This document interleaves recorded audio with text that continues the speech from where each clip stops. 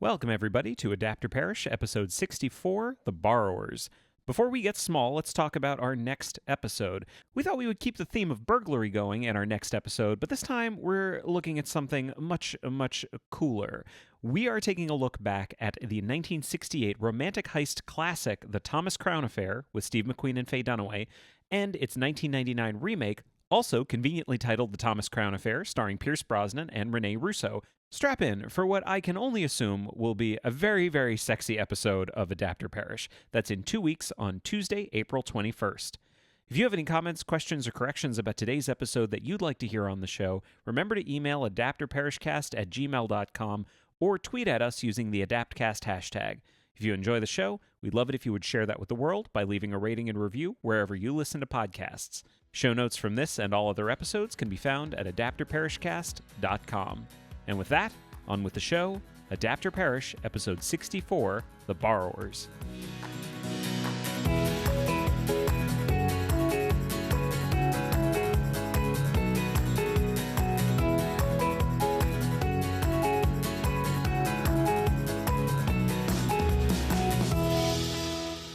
Welcome to Adapter Parish, a podcast about adaptation. I'm Jeremy Latour. And I'm Arielle Lipshaw, and today we are talking about The Borrowers, or if you're Canadian, The Borrowers. This is very good. So welcome to the show, everyone. Everything is terrible right now. Everything's great. What are you talking? What are you talking about? What could you possibly be talking about? So we're recording this on Sunday, March 29th. So we are you're in the future. We haven't left the house in 15 days. It's been real fun. I'm sure that it has been much worse for many other people. But it is just, it's us and the baby and the dog in the house. I just really hope that, if someone is listening to this, in the future, even a year or two in the future, this is just a blip in the annals of history, and they actually have to take a second to think, oh, what are they talking about? Oh, yeah, that 2 months that we all had to stay inside, and not sagely shaking their head and going, the before times. Those poor people. Or I guess even worse, no one's alive to tell the tale. Oh, God. So to all of you listeners listening to this now, and also clearly the alien visitors from the future who are listening to this. This is how the world ended. Not with a bang, but with a whisper. Now I'm so bummed right now. It's been hard. For real, though, it's been hard. It's been really hard for everybody. And we're all just doing our best. Are you all doing your best? Are you okay? Is everyone okay? Yeah, how are you doing? Are you okay? If you're not okay and there's anything we can do for you, let us know, because we're pretty much okay. I mean, we're fine. But sometimes we're not. Yeah. We've each had our moments where we're not okay. And that's more emotionally that's than anything okay. else. There was this amazing thing that happened to us. We were out getting lunch a couple of months ago with the baby. It was one of the first times we'd brought him out, and we went to a place near us, and there was this family sitting next to us, and it was amazing because it was they were model family, so it was this couple around our age, and they had two kids who were clearly older than Calvin was. And so one of them was 5, and the other one was 2 or 3 or something like that. And the little one was just crying. And the mom didn't know that she would be affecting the rest of our entire lives in this moment. But she just said so calmly, and she wasn't being dismissive. It was absolutely not dismissive. It was just really calm, and it was really firm. As she took a bite of her sandwich. Yep. Just said, it's okay to be sad. And it changed our lives. To each other a lot. It's just been happening because we started saying it to Calvin all the time, but now we say it to each other. It's okay to be sad. All the time. It's okay. But I just want all of you to know, it's okay to be sad. It's okay to be sad. It really is.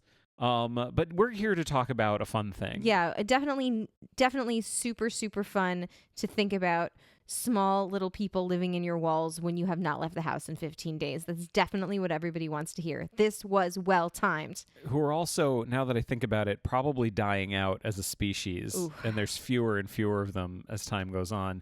Yeah, they can't really leave the house ever. And they're just kind of finding. So I feel so you say we haven't left the house. About a week ago, I did leave the house. I went to a little market down the street from us, a convenience store kind of thing. Called Target? Yeah, no. Oh, you went to the convenience store. Yeah. Because you wanted flour.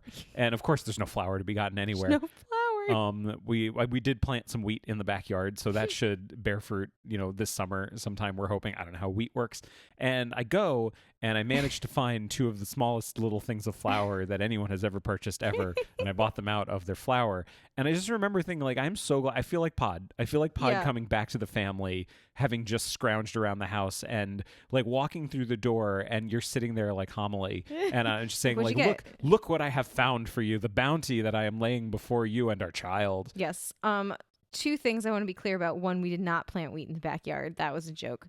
We don't have a backyard. We don't have a backyard. We have a patio. It's fine. It's very nice. Yeah, no, I feel like anytime I go outside, I feel like I'm in the video game The Last of Us, and there's like signs posted on all the shop windows about like stay away from people, do not enter. And I really expect to see zombies shambling towards me down the street, groaning and trying to eat me. So that's when I'm outside. And when I'm inside, like I feel like we're in the Blitz, and I'm like a housewife in Britain in the 1940s, like trying to put on a happy face and like make do. Like the other day I made, this is so stupid when people have genuine problems. The other day I made cookies, but we didn't have any butter, and we couldn't find butter anywhere. So No, we have made butter, but we I'm just- trying to save it Right. for, the real butter needs. And so I made cookies with Crisco, and I was like, what a sacrifice. doing our best over here. They were really good though. I have to admit something to you. What's that? I lied to you about something the other day. What? You asked me, you were telling me about your Last of Us crisis, Yeah. and you said to me, if that happens, are we going to be okay? And I said, of course we are. Don't worry about it. We're going to be fine. I didn't tell you in the moment that what I was thinking was, oh God, if that happens, we're going to be the first to go. We do not survive this. No. We don't survive The Last of Us, not this family, Oh God. not these people, these poor soft These- people with their movies and their podcasts. Yeah, this is getting dark. People probably just turned into this for like a little relaxation. I know that I want to take This is my a genuine catharsis. Yeah, I know that if I listen to a podcast right now, I'm deleting everything having anything to do with current events, which is hard because I listen to a lot of medical podcasts. I literally just You're gonna downloaded have a all bad of time. I just literally downloaded all of My Dad Wrote a Porno again and started over from season 1. I highly recommend doing that. They don't need my advertisement. They're literally the biggest podcast in the world. Just do that. Just don't even listen to this. Just do that instead. It's better. Mhm. Now that you're here. Do you want to talk about The Borrowers? So The Borrowers is a book. It was written in 1952, and it doesn't matter because we're all going to die. No, this was a fun book. I never read this before. And I'm Yeah. glad, like, this one ended up being like a stealth episode for us because I feel like so many times, like, we talk about our backlog all the time, but there's so many times when we say, like, oh, let's do this thing, thinking in our minds, like, oh, that's like, I know it's like a kid's book, and there was like a show and I think a movie, and then we agree to do it, and it's in our schedule, and then as we get closer to it, we figure out There's all so the much things. more. Like, we didn't realize that it was like a whole series of books and also like 5 different like adaptations to watch. I knew it was a whole series of books. I didn't think we had to read any past the first one, which we did not. We agreed to just read the first one. But I definitely thought it was just like a movie and like another movie, and it turned out it was like 3 TV shows and 3 movies and a book, and it was a lot, which is fine because I don't know if I've mentioned this, we haven't left the house in 15 days. Hasn't really affected us though. We can work from anyway. No more current events. I'm so matter. sorry. Doesn't so matter. the Borrowers, for our neighbors We've in the moved north. to Canada. Yeah, please take us in. So you read this when you were a kid, didn't you? Yeah, this was a childhood favorite for sure. Because I just want to be clear, my experience of The Borrowers is I know like the idea. Mhm. I've always known it's about little people who live in the walls and like take things, but they like rationalize it to themselves by saying they borrow things. Right. So it's about a race of little people who like lie to themselves. But that was my understanding of it. So I never experienced any of it. Mhm. You read the book. Yeah. Did you? How many of the books did you read? I just read, I think I had all of them, but I really just read the first one. Mm-hmm. No, this was definitely a favorite of mine. I think I always enjoy things where it's set in the world that you might expect, and then there's some sort of secret life going on below stairs. I heard the term once like a magic door book. Where there's Yeah. like, which I think is a fantastic way of putting it, which is just this idea that like there is a normal world, but you open the magic door and you step through it into a different land. So Yeah. like Chronicles of Narnia, but this is one of the more like, I mean, it's a metaphor anyway, but this is more of like the metaphorical idea where like, oh no, there is a whole thing happening Yeah. that you don't know about. Yeah, like The Great Mouse Detective. Yeah, totally. Another favorite of mine. Great Mouse Detective. I'll name another one that I know you like as a story. I don't know if you ever read the books of it, but there was another series of books by the same author, Mary Norton. She wrote these 2 books called The Magic Bed Knob, or How to Become a Witch in 10 Easy Lessons, and Bonfires and Broomsticks, which were adapted into the movie Bedknobs and Broomsticks. I love the movie Bedknobs and Broomsticks. Which is this whole same idea, is that like there is this world. I mean, there's the whole Harry Potter thing, but there's this whole world. But like, no, magic is a thing, right? And now you get to learn about it, and that's really exciting. Yeah. So that was cool, which we're definitely going to cover on the show. Yeah, that's an excellent movie. Yeah. Thank you, Disney Plus. That one I know. That one I grew up on. It is wonderful. So yeah, let's get into it. What is the plot of The Borrowers? Do you want to do back of the book? Do you want me to do it? Yeah. Gimme. Ahem. Underneath the kitchen floor is the world of the borrowers, Pod and Homily Clock and their daughter Arietti. In their tiny home, matchboxes double as roomy dressers and postage stamps hang on the wall like paintings. Whatever the clocks need, they simply, quote, borrow from the, quote, human beings who live above them. It's a comfortable life. Comfortable, but boring if you're a kid. Only Pod is allowed to venture into the house above because the danger of being seen by a human is too great.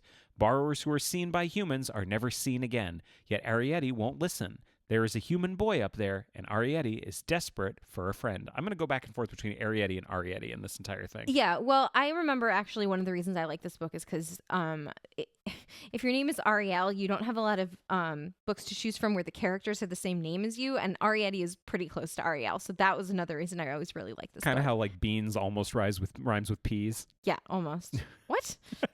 So I feel like that's a good back of the book. It's pretty good. I mean, it kind of implies that like I didn't like the part about like borrowers who are seen are never seen again. Like that's actually not necessarily true. It's not really how it's presented. It's not really in how there. it's presented at all. But it's a good setup. It's pretty good. So there's this old country house, and there's this one family of borrowers that's left, who are the Clocks. Mm-hmm. And we are given to understand that there used to be many families when there were more like people or beings, as they call them, human beings living in the house upstairs. But now that there's only the one lady and like a couple of servants, and she's confined to her bed, the pickings are slim. So they've all either died or like had to emigrate, which basically means like moving to the other side of the field, but it's the other side of the world because they're, I don't know if we've mentioned this, very, very small. Yep. So there's Pod, the dad, Homily, the mom. I love these names. These names are amazing. These are great names.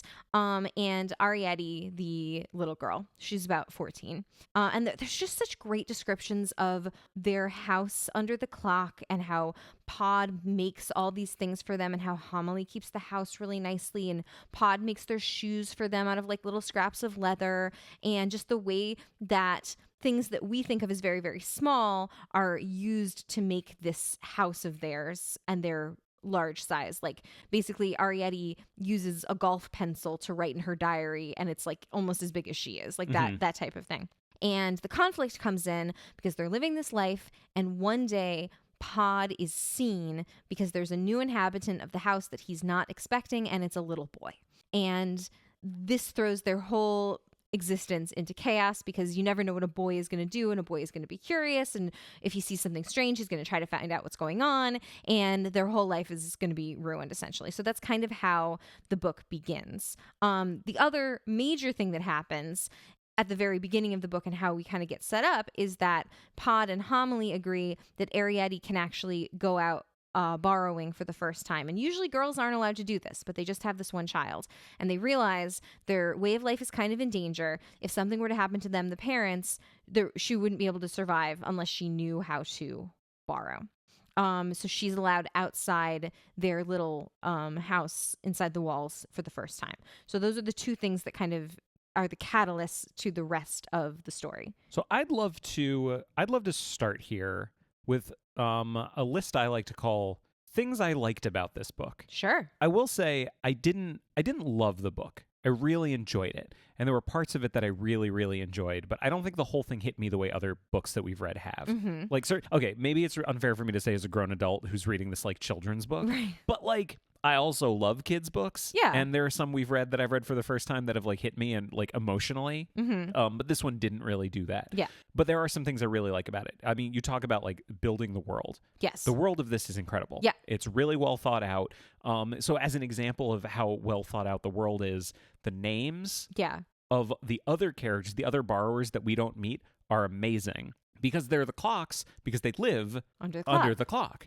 And all of the other borrowers live, like, they're named after things. So, like, the ones I remember are the overmantles. Right. Who are They live over the mantle. absolutely. And there's like this whole class system that's described because the mantle is in the room where, you know, the people who live there always have tea. So the overmantles are always stealing like these very fancy kind of finger food. Yeah. And so they really fancy themselves as being like a higher class. Right. Whereas the clocks are always stealing crumbs from, you know, The kitchen. the They're like kitchen. under the floor in the kitchen. They're definitely like the working class. Yeah. So I really like that part of it. My favorite name, though, of the people we don't meet. So Arrietty ends up forming this friendship with the boy in the house, and she's telling them about the other borrowers, and she mentions the Honorable John Studdingtons, which is their last name. Do you remember them? Yes, I do. I know, And and I remember why they were called that. And he goes, the Honorable John Studdington, like, okay, that was like my uncle or my great uncle or something like that. And they're called that because they live behind the portrait Right. of that guy in Right. the house. Right. That's brilliant. Yeah. I think that's incredible. So as just an example of the world building, I thought that was amazing. Yeah, and the author goes out of her way to say like even their names were borrowed. Like their first names are sort of like people's names, but not quite. They got Yeah. kind of twisted. So like Homily is kind of like Emily. Arrietty's kind of like Ariel or other names. Pod, you know, it could be like Bob. Tom or Bob. And then these other characters that we don't see that are like the aunt and uncle because they had to emigrate because they were seen. And that's Loopy and Hendriri. And they had a daughter.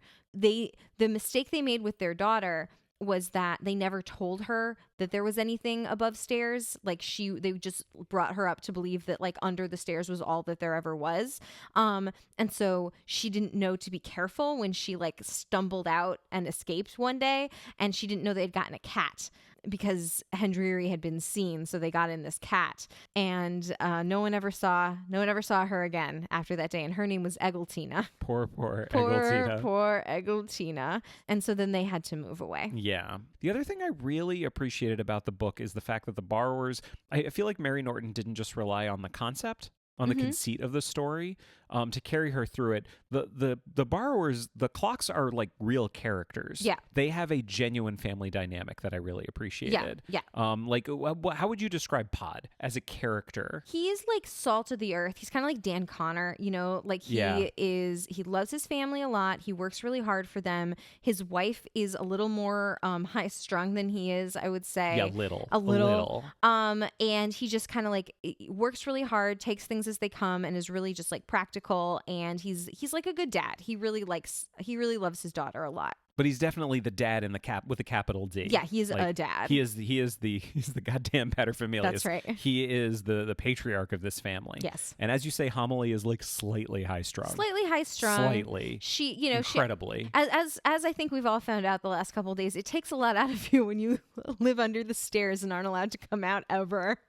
So she's maybe like a little bit psychologically scarred from her life of not captivity because she wants to be there, but self-imposed captivity, self-quarantine, if you will. Yeah. Social distancing. And she just wants to keep a nice home, but she's always nervous when Pod goes out borrowing because, like, what if something should happen, and then where would they all be? And she cares about her daughter. And the other thing about Pod and Homily is that neither of them know how to read or write.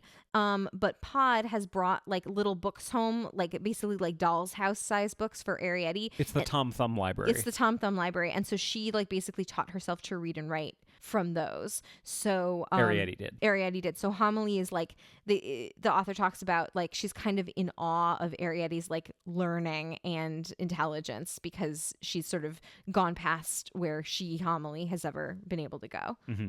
Arrietty maybe isn't as well drawn as a character as they are. Mm-hmm. I feel like Arrietty is really nothing as a character is nothing more than like a young teenager's desire to see the world like personified. Yeah, and she's kind of an in for the reader too because she's always asking a lot of questions. Like she's 14. They haven't really told her much about the dangers of their lifestyle. So it's a good opportunity for the reader to learn about what the hell is going on here? Yeah, I feel like for a lot of the book, Arrietty is really like if Pod is Sherlock Holmes or Batman, Arrietty is really Watson or Robin, Right. essentially. So as a character, like I don't think she was this amazing character, but I think as you say, an in for the reader, she's really strong.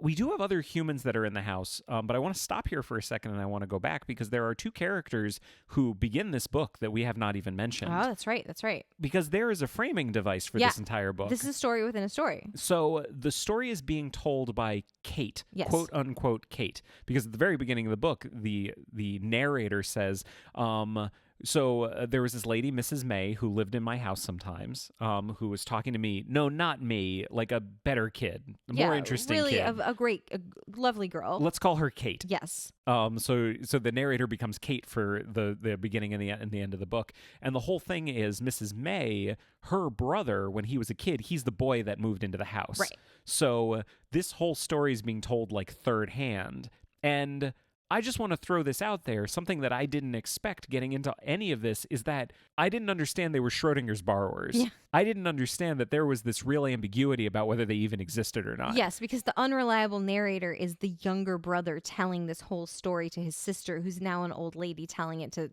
a young girl. So like he could have been making up the entire thing. He could have been making up the entire thing. And very likely was. Yes. And I'm not saying this is a problem. I actually found that really delightful. Yeah, it's kind of fun. And I was wondering if we were ever going to see it, but the thing about every single adaptation that we watch is they all just kind of buy into it. Yeah. Like, no, the borrowers are real, and here we're going to tell their story, which from everything I can see in the sequels to the book, even though I didn't read them, but I tried to find out as much about them as I could in the time that we had, the sequels really just go to that place as well. Yeah, they kind of just forget about the framing device. Yeah. Which is fine. Like I don't have a huge problem with that, but it was something I didn't expect to find, and I found it delightful. Yeah. And it never came up again. Well, yeah, I mean, just to bring it all the way back around, possible spoiler for the very end of the book, but this probably won't come up again because it's not in any of the adaptations, as you said. The book kind of ends, it sort of begins and ends with Mrs. May talking to Kate, and in the middle is just the story of the borrowers. Mm-hmm. And at the end, Mrs. May says, I actually found Arrietty's diary, or my brother found it, and I saw it.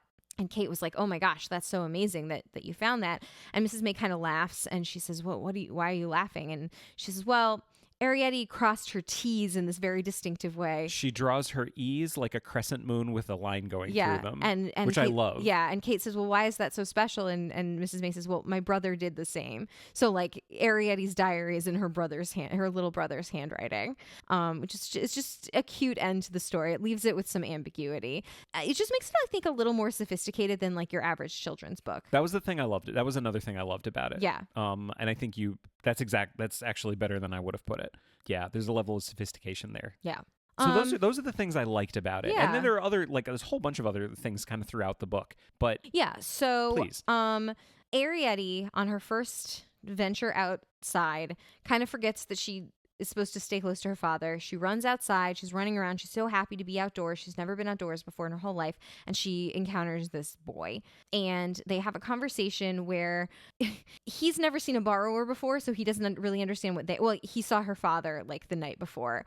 And so, but she doesn't understand that there are as many human beings in the world as there are. She's always been told that human beings, there's just a few of them that just exist to serve the needs of borrowers. And he's like, "Oh no, there's a lot of us and probably not that many of you." And he's kind of shitty about it. Like he's really mean about it to her. I don't think he's that mean. Like, yeah, he's a little mean, but one of the things that Mary Norton does really well is she really sets up the age difference between them. Yeah. Because like size differences aside, he's a lot He's like younger 9 than or her. 10 and she's 14. And I really like the dynamic between them. I Yeah. think that's the thing that it comes up in so many things that we see later, so many like children's books and movies that I can think of, where if you're going to have two characters that are children that interact with each other, I feel like there is this tendency where they have to be the same age. Mm-hmm. And I like when I don't see that. That's Yeah. a trope I don't really like. I like when they're different ages. Yeah, or if they're not the same age, they're interacting with each other in a way that children 2 or 3 years apart never would unless they were siblings. Do you know what I mean? Yeah, yeah, Like, yeah. don't you remember being like in second grade and walking down the hall and being like in awe of the third graders or the fourth graders because they seemed so old and so big? I Like, wasn't in awe of them because sometimes the sixth graders would come through and make me realize that those people were children Right. and the sixth graders were adults. right. Well, anyway, my point stands. Like you're not just friends with a third grader when you're in second grade, and you're not really just you're not really like friends with a 10-year-old when you're 14. But they sort of have this shared knowledge that they're trying to figure out the world together. So she just kind of learns that there's sort of more to the world than she ever could possibly imagine because she's very, very tiny. And then, of course, everything goes wrong. The housekeeper's really shitty. Can we talk about the other like beings in the house? Yeah. really So quickly? there's the housekeeper. So we have a few different people. So there's the housekeeper, Mrs. Driver. Mm-hmm. There is the like caretaker, Yeah. Mr. Crampfurl. Yeah. Crampfurl. Crampfurl. Like, got some plosives on that. Yeah. Sorry, Mr. Crampfurl. There's also a great Aunt Sophie Yes. who lives upstairs. Yes. Can I talk about her relationship with Pod? Yeah. They have a great relationship. Again, this is very sophisticated for a children's book. And we never see Aunt Sophie in the book. Mm-mm. And this is something I want to stick a pin in this for now because it comes up later. Yeah. Aunt Sophie is someone that Arrietty knows about, and basically we as the audience, we as the reader, are hearing all about Aunt Sophie, but never in first person. It's always in the third person. Mm-hmm. The thing that's so great about Aunt Sophie is that she knows about Pod, Mm-hmm. and you would think, oh, if someone knows that there is a little 3-inch tall person living in her house, she might think that was crazy. But the other thing that's great about Aunt Sophie is she drinks a lot. A lot of Madeira. A lot of it. Best Madeira. Every day. A lot of it. And Pod only goes and visits her, and they talk. He only visits her after she's drunk a lot of it. So she thinks he comes out of the Madeira bottle. Like, how amazing is that for this person to just go like, no, I have drunk hallucinations. Yeah, I have this little friend. Yeah, and I know he's not real. Yeah. He's the Madeira. And how delightful is it that I have this little friend that only comes out when I drink a lot? Well, and he at some time in the distant past, like he brought Homily one time to see her, to like introduce her to his wife, and then after that, she always accused Mrs. Driver of watering down her Madeira because it used to be strong enough for her to see 2 little people, and now she only sees 1. It's just a great little. There's so many little touches in this book that are so delightful. Yeah. But like, would there ever be this plot about a woman being really drunk all the time in a children's book, like a current like children's book? No, It's very sophisticated. I would say so. Yeah. So we have Aunt Sophie, we have Mrs. Driver, we have Mr. Crampfurl, and we have the boy. The boy. These are our human beings. They are basically, as far as I can remember, the only human beings we meet in the entire story. So sorry, those are the human beings. So Mrs. Driver, you were talking about Mrs. Driver. Yeah, Mrs. Driver is like the most central human being for their story. So she's just super mean to the boy. Yep. He's been sent to this country house. He lived in India, and he's been sent there to like, I don't know, Rehabilitate. He was sick. rehabilitate. Yeah, this happens in children's books of this time period all the time. Children get sent back from Well, India because India is very bad for children. Well, apparently. he coughed into a handkerchief, coughed and then into a there was like handkerchief. blood on it. It's like how the Secret Garden starts. She has to come back from India, and the Little Princess actually, both of them. Anyway, and she's super mean to him. It's not really clear like why he's in this particular house. Clearly, he's related to someone who's related to Great Aunt Sophie, and she just resents like a little boy hanging out and spying on her and messing up all of her stuff. And so, Well, his mom used to live in the house. his mom used to live in the house. Like it's his great Aunt Sophie. Right.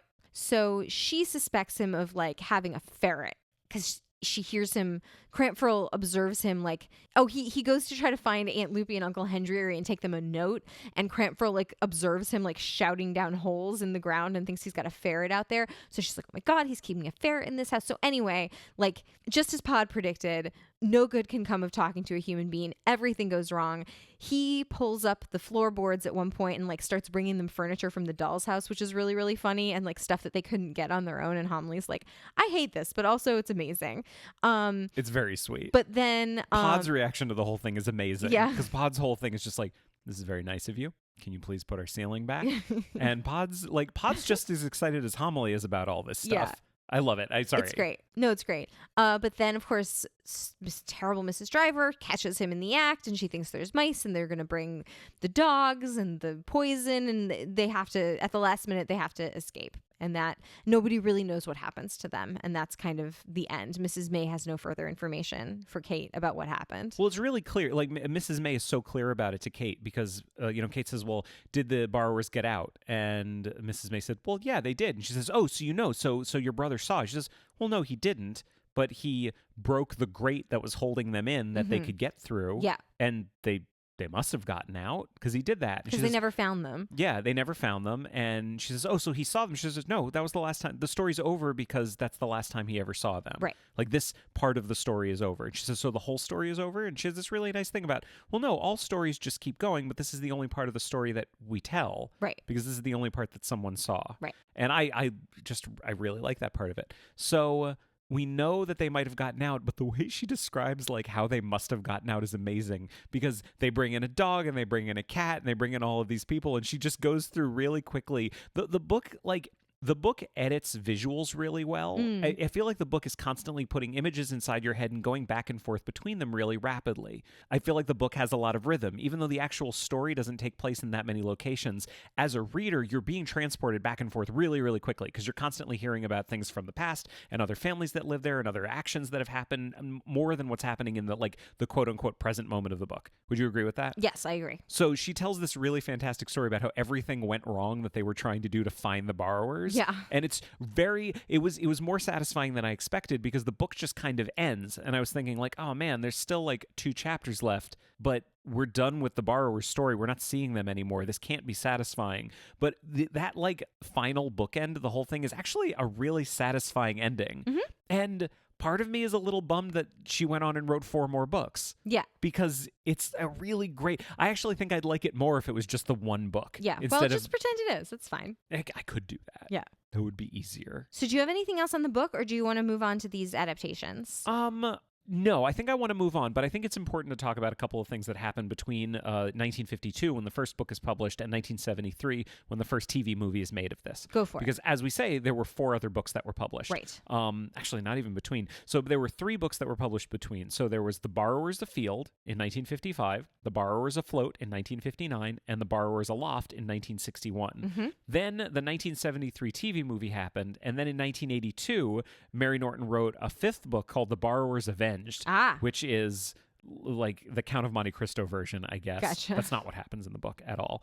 But there are some things that are introduced in all of these sequels that I think are worth mentioning right now.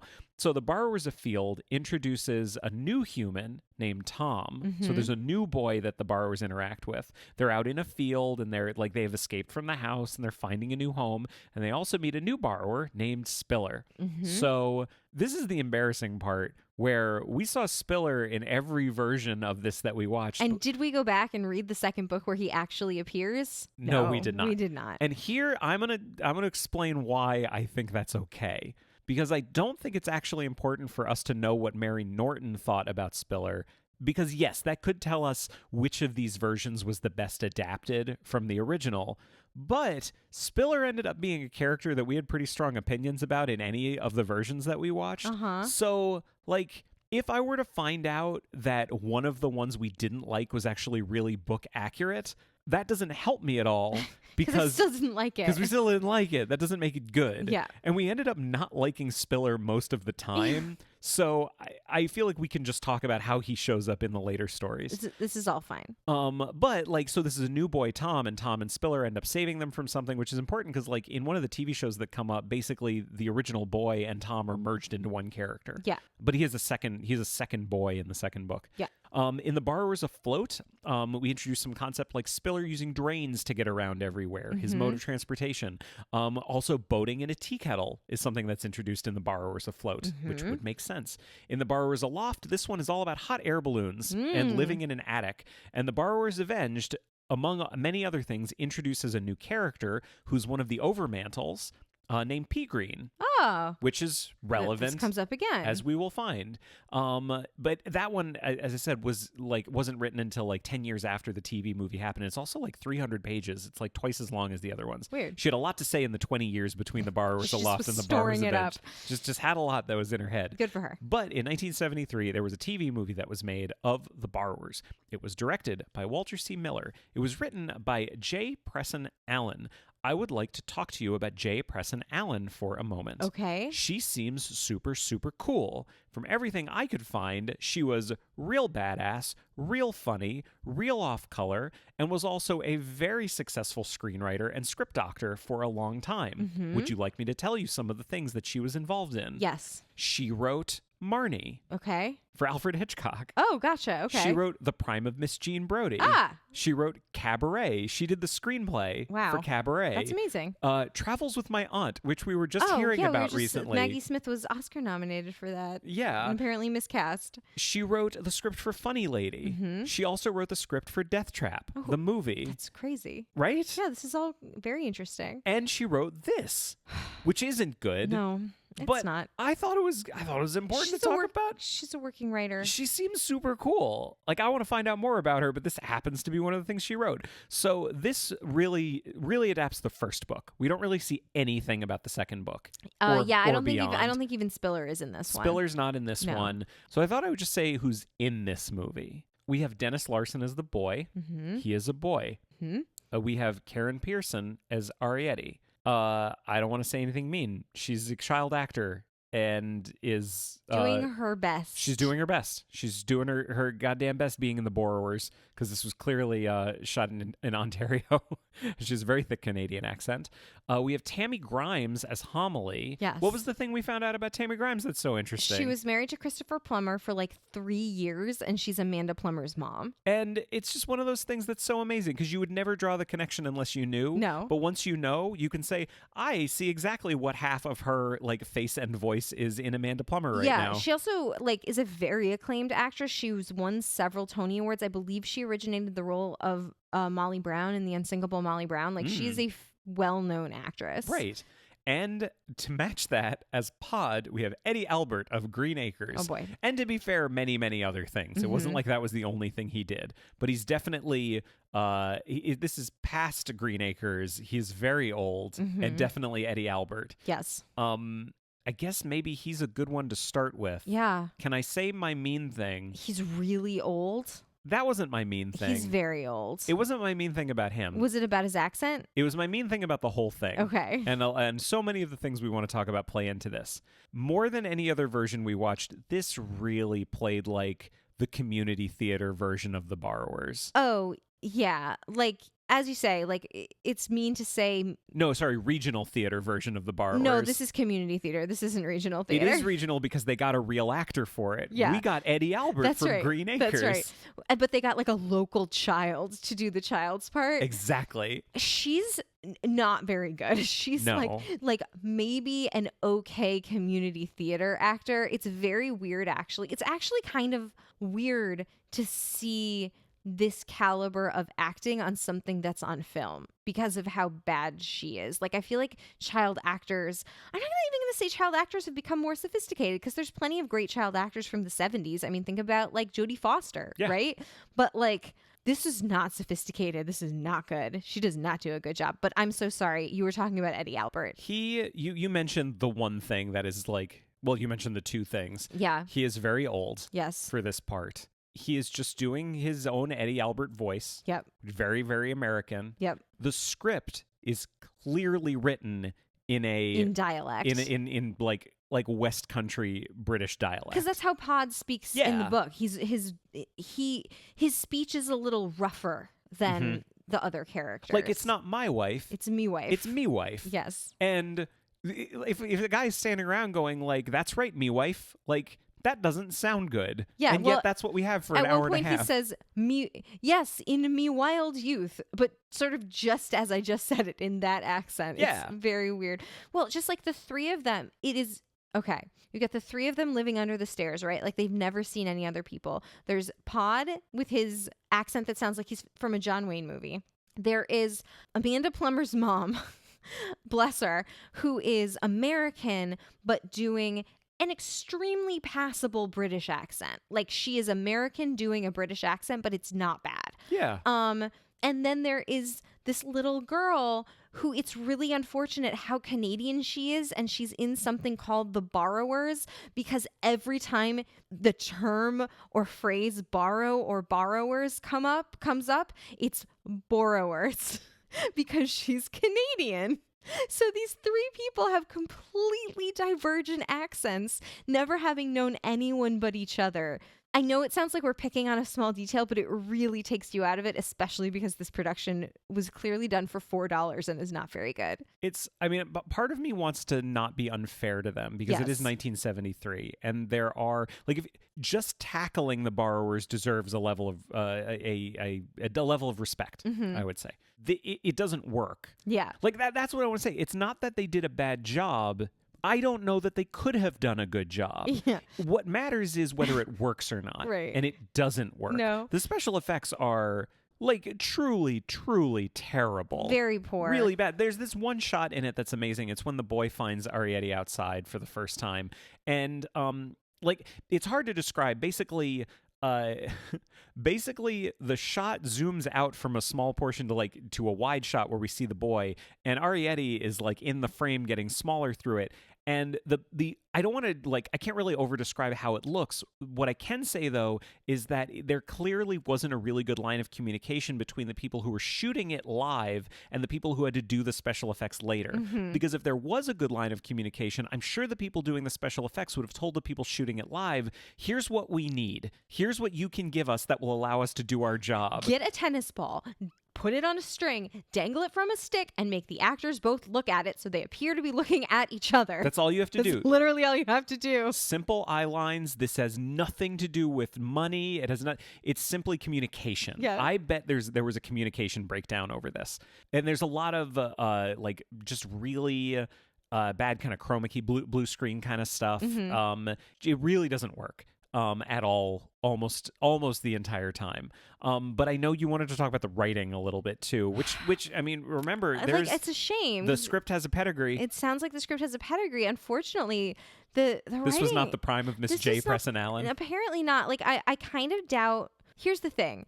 There are some things in this that make me doubt whether she actually read the book or was just handed a treatment and said, write a script, because the very first scene in the whole movie is something that would never happen and is completely contrary to the entire premise of the borrowers and who they are, which is that the human beings are standing around in the kitchen, doing kitchen stuff, and Pod runs across the floor with them both standing there, woohoo, here I go, I'm off to borrow, which I'm not saying, well, Pod wouldn't do that, but kind of the whole point of the borrowers is they are little people that you don't see, just stuff goes missing.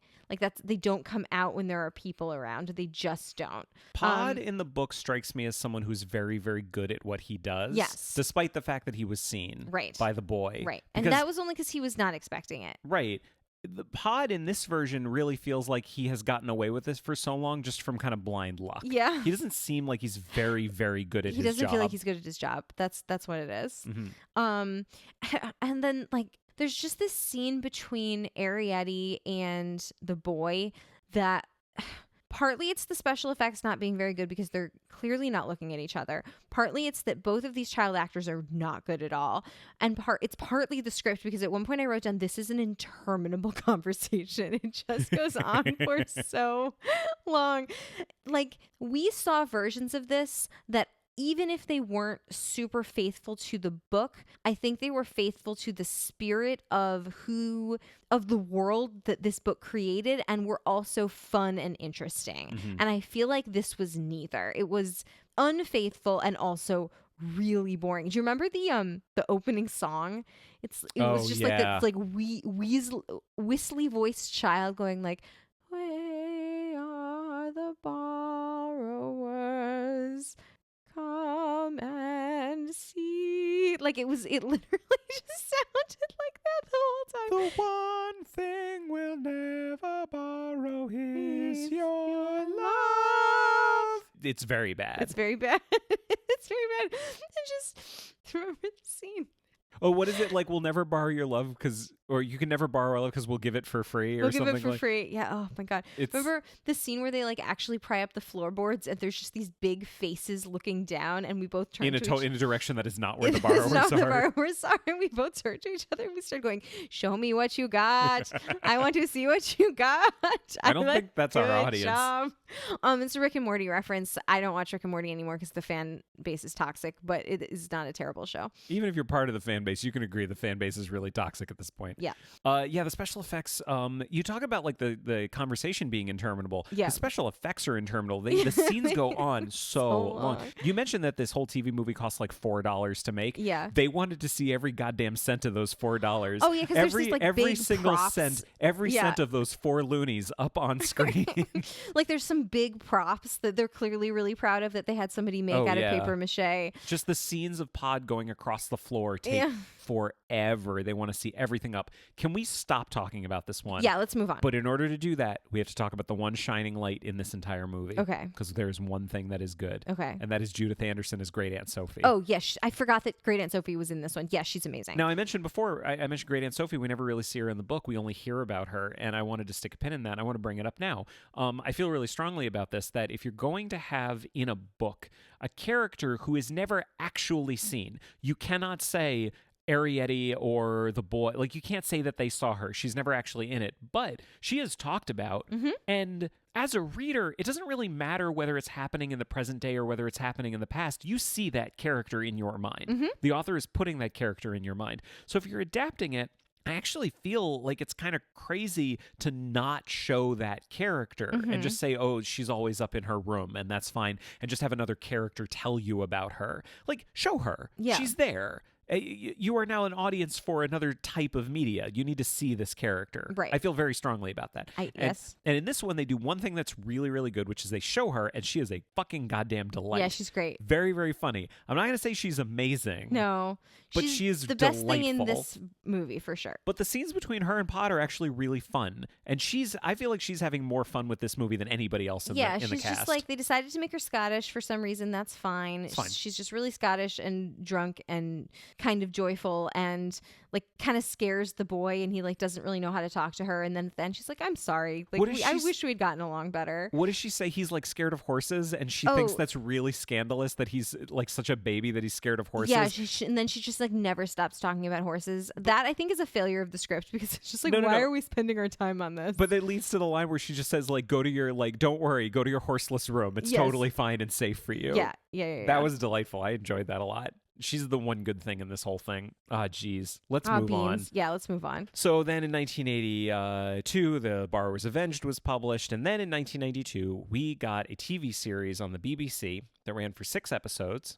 And then there was a sequel the year later that was called The Borrowers. Mm-hmm. And the sequel was called The Return of the Borrowers. We did not watch that one.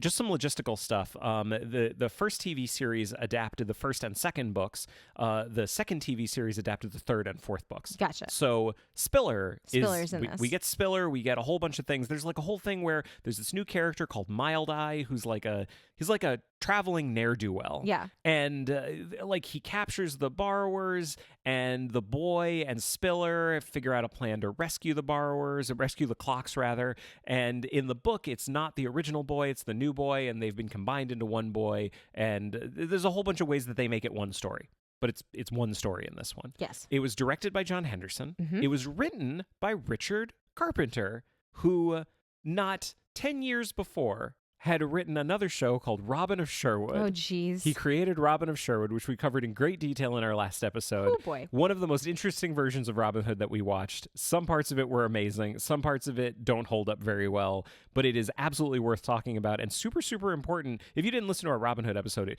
ended up what being are you doing here? Super important to the last 30, 40 years of Robin Hood stories. Yeah. So Richard Carpenter, I feel like he's worth mentioning because of that. The cast, I think, is also worth worth talking The about. cast is a fine caliber. Really is. Like in comparison to like 1973, which is like a local child actor, a washed up TV star, and like someone who mostly does theater, who used to be married to Christopher Plummer. Like this is a fine caliber of actors. I'm going to take issue with one thing you said. Yeah. Who'd you say was washed up, the TV star or the theater The actor? TV star. Oh, okay, that's fine. I thought you were saying the theater actor. No, she's fine. She's a working actor. She's a working actor. Yeah.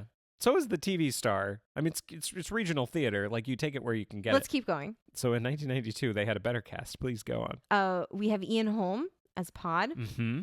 Playing like a fantastic creature who is smaller than a human being. And has to go on a journey. He's real good at that. He's really good. Very good at it. Yeah.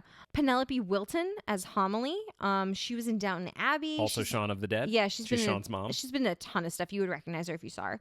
And we have so Great Aunt Sophie is not in this. She's like mentioned but never seen. But Which is exactly the thing I was just talking about. Right. But as Mrs. Driver, we have a legend of stage and screen, Sean Phillips, who was Livia in I, Claudius. That's what you would know her from. I am currently listening to the John Hodgman I, Claudius podcast. It's amazing.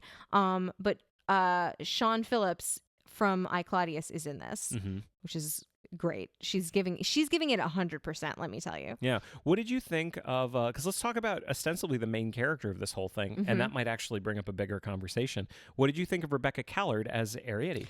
She's just a girl. I thought she was good. She's good. She was good. Yeah. She was a good child actor. Good child actor. She did a very good job. I thought she carried this whole thing. I have a bigger question for you. Yes. If you were only to see the 1973 version of The Borrowers, who would you say is the main character of that? Pod. Right, isn't he? Yes. Because that's Eddie Albert. Yes. He's their guy. Yes. Who would you say is actually the main character of The Arrietty Borrowers? is obviously the main character. And do you feel like she comes across as being the main character of this TV show? Yeah, you think so? I thought so. Yeah. Even not totally and not 100% of the time. Because there's this really weird push and pull between her and Pod for the filmmakers. Yeah. You know, I feel like, Ian Holm is the big star and the story really starts with him and we don't meet her for a while. Yeah. So she becomes the main character, but Ian Holm, anytime he's there, it's like, oh no, he's the main character. Yeah. He's our big star. Yeah. And I don't... He's Ian Holm. Narratively, I don't like that push and pull. Yeah. I didn't appreciate that. I Yeah. really wish he had kind of stepped... And I'm not blaming him, I'm blaming the filmmakers. Yeah. But I really wish they had pulled that character back a little bit and let Arrietty really, really be the main character the entire time. Yeah.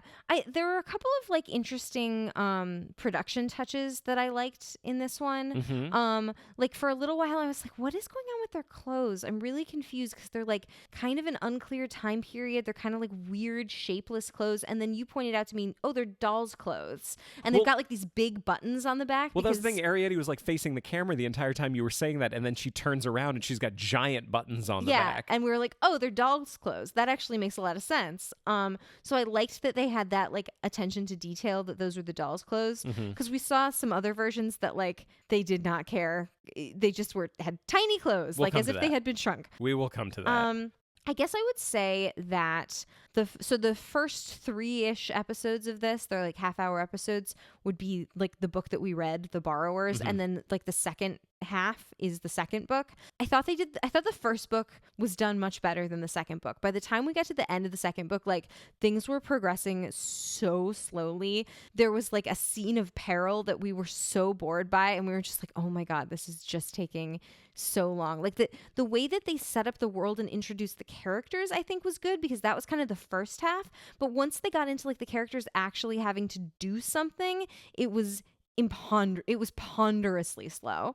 Did you agree with that? No. Oh. I disagree with you. Okay. I actually thought the entire thing was pretty unsuccessful. Oh, that's fair enough. I just thought the second half was worse than the first half. No, that I agree with. Yeah. I just really thought the whole thing was pretty unsuccessful. I feel like there's always...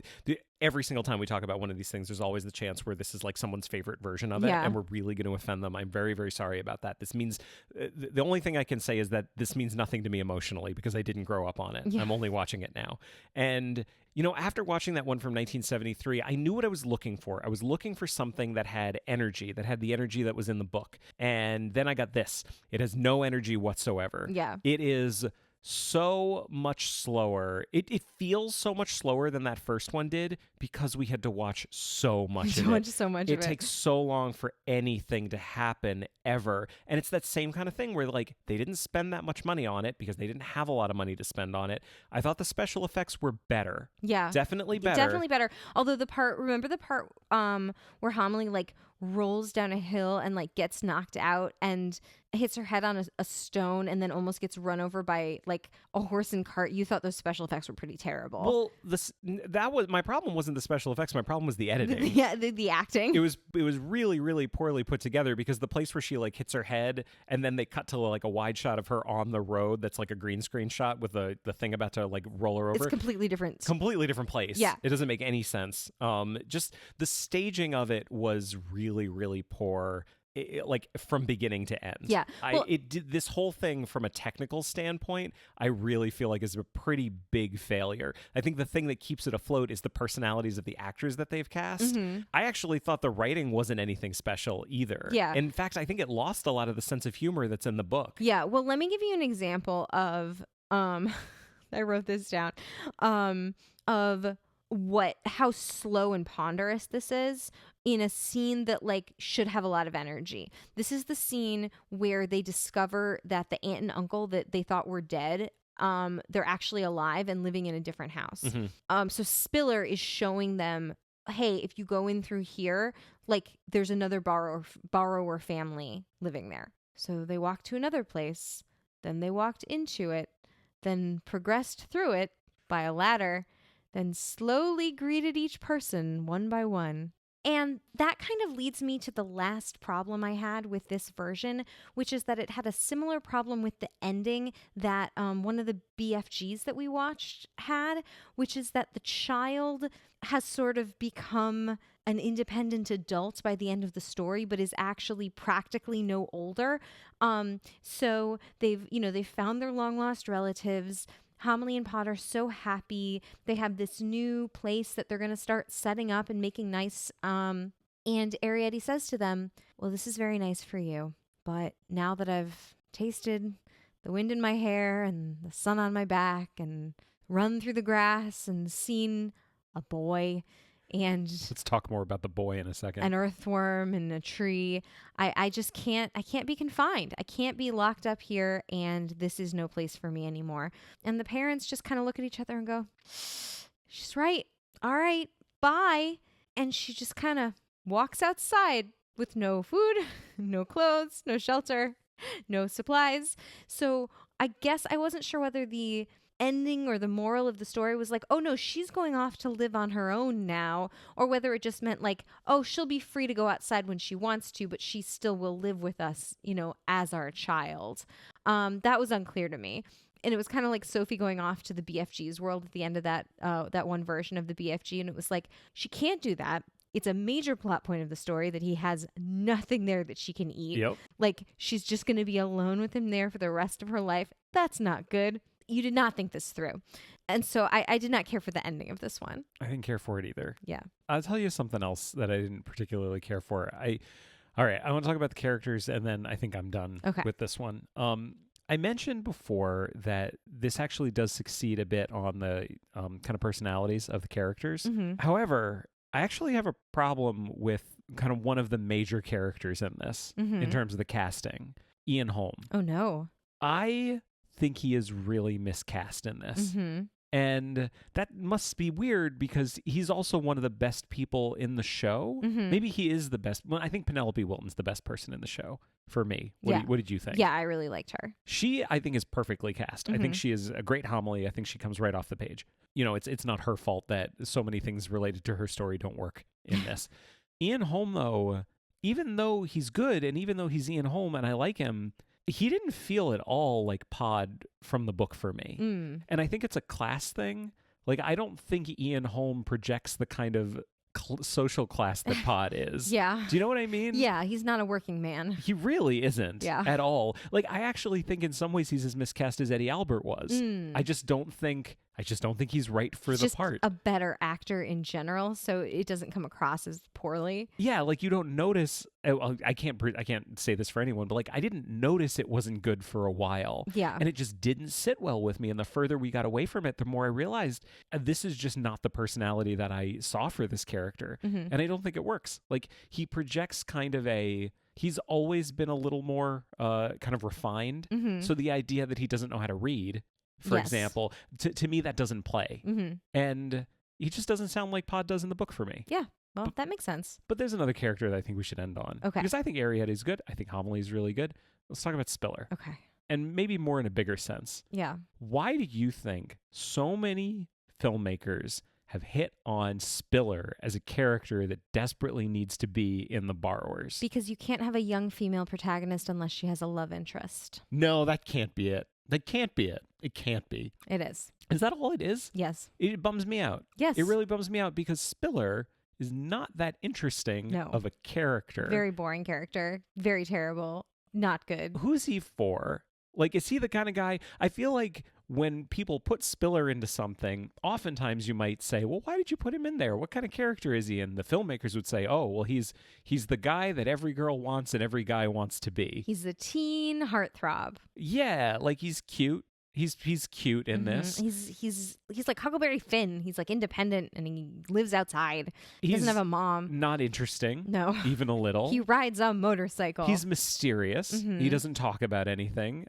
They say specifically, like, don't ask him about his past. And then Homily proceeds to do it. Yep. He just leaves. He's kind of nothing Mm-hmm. other than someone that the audience can project onto. Basically, if someone went into this saying, like, I hope Arrietty meets a boy that's her age that's, like, dangerous and interesting, I guess interesting's the wrong word for it. If someone was hoping she was going to meet someone her own age that was appropriate for her, oh, Spiller jumps in and that's what those people want. I didn't want that. I don't care about that. Nope. That means nothing to me. So Spiller's kind of a nothing character. And this isn't my least favorite Spiller out of any of them, but having not known much about the character before we saw any of these, Mm-hmm. and now getting my first introduction to him, my first introduction was, well, this is boring. Yeah. And maybe he's more interesting in a later version. Yeah. But he didn't really do anything for me in Yep. this. No, I feel like I came down on this kid pretty hard here. that's okay. Do you want to move on? I think we should move on. Let's do it. So we've mentioned a number of different things about the show. It's kind of slow, Mm-hmm. ponderous, Yes. one might say. Doesn't have much energy. Well, in 1997, they made a movie that solves every single one of those problems. Mm-hmm. It introduces a few problems of its own, Mhm. some questionable choices, but energy is not something that this movie lacks. That's correct. And this was the 1997 movie The Borrowers, Mhm. directed by Peter Hewitt. This man is kind of a cipher for me. I don't know almost anything about him other than the fact that he directed two movies other than this one. He directed a movie called Thunderpants, which a little Rupert Grint was in, Mhm. about a kid who farts a lot. And I have not seen it, but I have heard that it is not very good. Mhm. And it seems to be generally poorly regarded. Fair.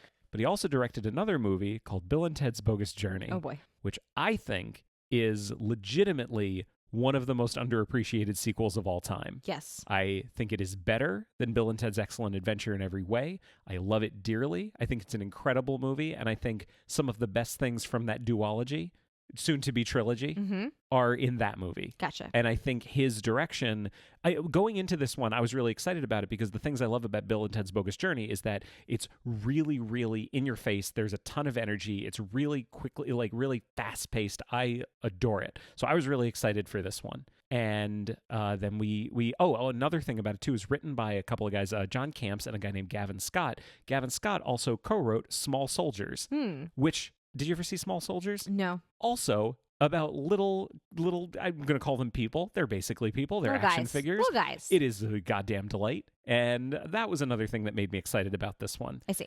And then we watched it. It was good. Like, I didn't expect to like this movie. I thought it was going to be dumb. I didn't expect to love this movie, and I kind of did. Yeah. But what were some of your more specific reactions to it? Well, I mean, I guess I shouldn't be surprised that I liked it so much because the villain is played by John Goodman. Yes. And I love John Goodman in anything. I can't think of anything he's been in that I have not enjoyed his character.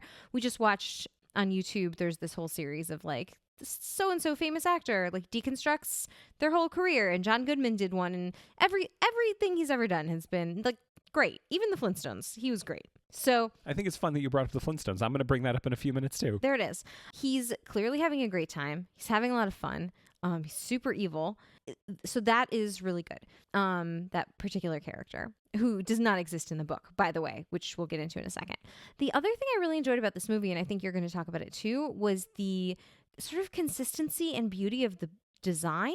It's gorgeous. It's beautiful. They have done something that we have mentioned many a time on this podcast that production designers have tried to do and totally failed, which is that they have created a world that is timeless and placeless and consistent. Every little thing that the borrowers have or do or are taking or are standing in front of or have clothes made out of or have furniture made out of is thoughtful. It's as detailed and thoughtful as the book. Oh, what would someone who's 6 inches tall do with something the size of a button or a coin? Well, that would be their dinner plate, right? Like the big coin would be the big plate and the small coin would be the small plate. Just stuff like that. And it's not necessarily specifically drawn out of the book, but like that's the sort of thing.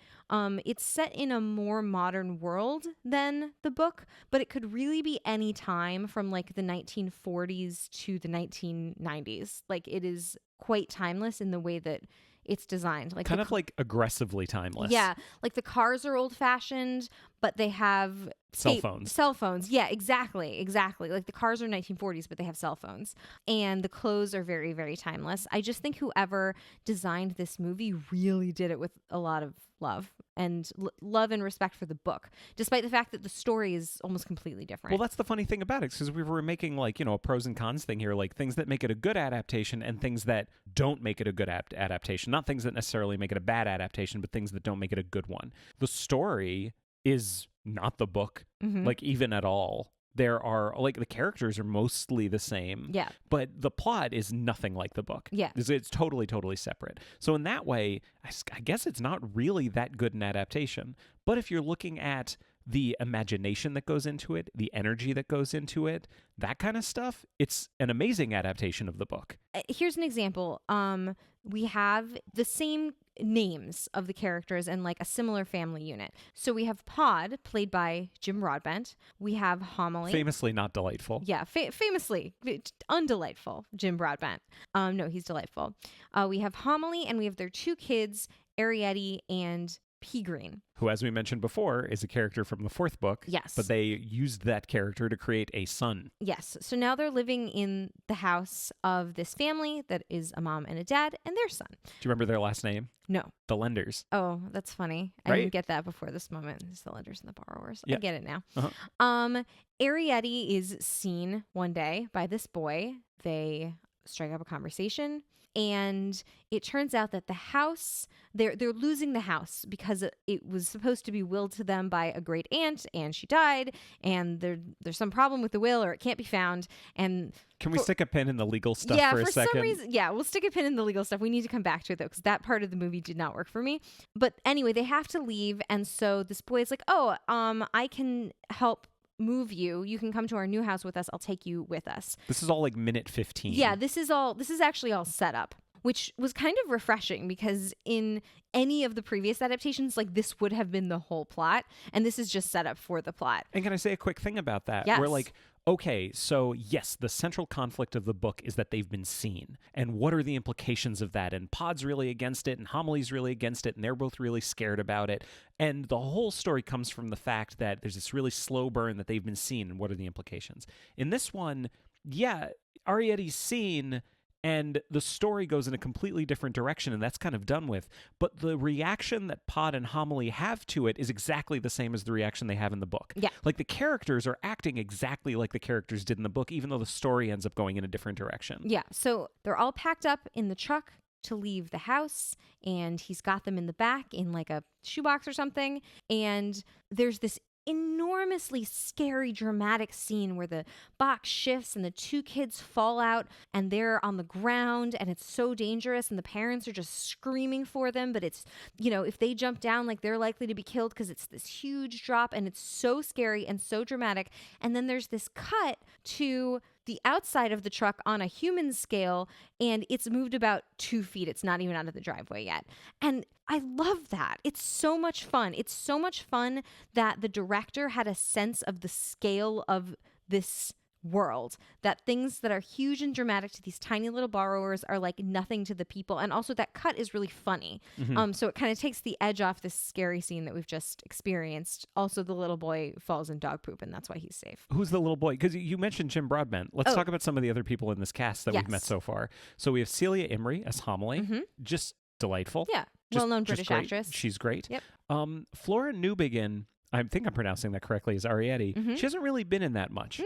What did you think of her as Arrietty? I thought she was really good. She was real good. Yeah. Real spitfire. Yeah, she had a very uncomfortable looking hairstyle. But again, all the borrowers, their styling was very consistent. Yes. And they they were very subtle about showing that they are literally a different species. Like they all have big teeth, like mice, but like it's quite subtle. It's not like extremely strange. Let's talk about P. Green. Yeah. Played by a baby. Yes. Baby Tom Felton. Yes. Draco Malfoy himself. Yes. He was adorable. He's very cute. Like the whole introduction of the movie, the introduction that we get to these characters at the beginning of the movie is something that felt straight out of the book. Well, one of the things I really liked in the book is the fact that Pod is really presented as being pretty adept at borrowing. Yeah, I mean, they say in the book the reason we're the last ones left is because Pod is so good at borrowing. So Pod in this movie, he's incredible at borrowing. Yeah. He's jumping up over everything. He's like an acrobat going around their kitchen. Yeah, he's got a whole rig. Like he's basically like Spider-Man. He can like throw lines anywhere and like ride down on them. He's really good at it. Yes. So we get this scene at the very beginning where he is taking P. Green and Arrietty up to the kitchen to go borrowing. Yes. And so that was something that I actually, in reading the book, had thought, if I was adapting it, one of the things I would do is I would probably make Arrietty borrow much, much sooner. I don't want to have this whole thing where she's just like, I want to borrow, but no, but I want to borrow, but no. And we get this whole thing. Just get her borrowing at the very beginning. And this movie gave that to me, which I thought was super, super fun. Yes. So they're in the kitchen and there's all this action and the family comes back and it's really, really fun. I just, like, in terms of the actors, I think they are great. The family, I don't know, the parents, they're fine. Yeah, I wasn't crazy about them, but they're minor roles. Like very, very clearly British actors doing American accents. Yeah. Because you mentioned the movie is kind of placeless, but it definitely takes place in the United States. Yes, yes. Because they do a lot to make sure that most of the characters are American, except for the characters that are just British. Yes. Like Hugh Laurie is in this, and Mark Williams is in this, and they are just British. Yeah. So they leave and they start to go towards the new house, and now we have a separation. So the parents are now in the truck, and they're with the boy, and we have Arrietty and P. Green. They're going back into the house. And what happens back in the house? So back at the house, we have the evil lawyer played by John Goodman, who is there to secretly find the will of the great aunt that had left it to this family so that he can destroy it and take the house for himself. I do not know why in this world, if you die without a will, the lawyer automatically gets the house. I don't think that's how that works, but it seems to be the case here, and who are we to question it?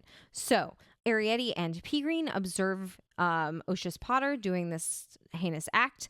They manage to get the will and get it back to borrower headquarters, and he does not have it. Well, you just skip straight to the end of the movie. Oh, I'm so sorry. Because that basically sets up the whole plot. Yes. Because this is all first act at this point. So now we know the borrowers know what's going on. They have this will that says that the lenders get to keep their house, and which, again, not in the book at all. Right. And so we have these separate plots going where we have the boy who's with the parents trying to find Arrietty and P. Green, and we have Arrietty and P. Green who are trying to get the will back to the boy. Yes. And Potter is chasing them, and he's got Exterminator Jeff with him, Yes. who's a delightful character He's played wonderful. by Mark Williams. And we basically have a Looney Tunes cartoon happening to John Goodman. Mm-hmm. He's the Wile E. Coyote in this. Yeah. And we get a lot of really great little vignettes where he is foiled at every turn Yes. from getting the borrowers. Can I go back to that when he comes into the house for a second? I think it's just, I don't want to go through every single scene in the movie because I really, really liked it. But this scene, I think, is so indicative of what's great about this screenplay and also what's indicative of the big flaws that this screenplay has. Yeah. So when he comes into the house, when Potter comes into the house and Arrietty and P. Green are watching him, he starts to look for a hidden safe in the wall that he knows about, that the grandmother told him about, to where the will is. Yes. And in order to get that information to the audience, they do something that I think is brilliant, which is that Potter's an asshole. Yeah. So as he's going through the house trying to find this thing, he's reenacting the conversation that he had with the grandmother to himself. As if to mock her. Exactly. So he's like, oh, where did you keep the will? Well, I kept the will in the wall. I Like, don't trust banks. I am nowhere near as charismatic as John Goodman is. Yes. He's amazing and sells it beautifully. And I love inventive exposition. And that to me was really inventive exposition because it's not just exposition, it also tells you more about the character and how he feels about the other characters in the movie. Yes. I love it. Yes. But it also speaks to the fucking legal shit. It's never explained. It's not explained. It is never explained at all. It's set up as this thing where the parents, the lenders, they go to Potter and they say, "What do you mean what do you mean there was no will? She was supposed to leave us the house." And because the will's not there, Potter says, "Well, that's a shame. I guess the house is mine, and I'm gonna build an apartment complex I'm gonna knock on it down and build condos." Yeah. Why though? We don't know. It's never explained at all. Yeah, and I was just said to you, like, I mean, he could just buy a house. Like, he doesn't. Why does he need this house? And why does he have to be so evil about it? Like, there's really no reason, and it's never explained. And maybe it's unfair to criticize this because it is a movie for children. Yes. And children don't know about such matters. Yes. But I know about such matters, and that's not how that works. Yeah. The other criticism I think I have for this movie is I think it leaned a little bit too hard on P. Green always being in peril. He's in peril a lot. He's in peril a lot, and they're always kind of trying to save him. And the reason that you notice it a lot for me is that I think P. Green is a really dumb name. So there were constantly scenes where people were shouting, "P. Green! P. Green!" And it reminded me of that scene in the really bad Wrinkle in Time. The TV version. The TV version where they're just standing at the edge of a chasm for 5 minutes straight yelling, "Charles Wallace! Charles Wallace, no! Charles Wallace!" Which is also kind of a dumb name when you hear it screamed a million times in a row. Yeah, I mean, so far you've insulted Mary Norton and Madeline L'Engle Yeah. for coming up with these names. Yeah. So But here we are. Here we are. I just think I think he was in peril like maybe 2 or 3 too many times. It leaned a little too hard on that. Yeah, I mean, I think that the movie has so much energy. It definitely goes a little bit overboard sometimes. Like, not all of the gags work, but there's so many of them that it doesn't really matter. And that's the thing. That's the thing I love about cartoons. Yeah. Not every single gag in Looney Tunes works, but there's so many of them that who cares? Yeah. You only remember the really good ones. Who can say? And there's some really great gags in this movie, and it has such an energy. I was actually really happy that you brought up The Flintstones before, another John Goodman movie, because I thought about The Flintstones constantly in this.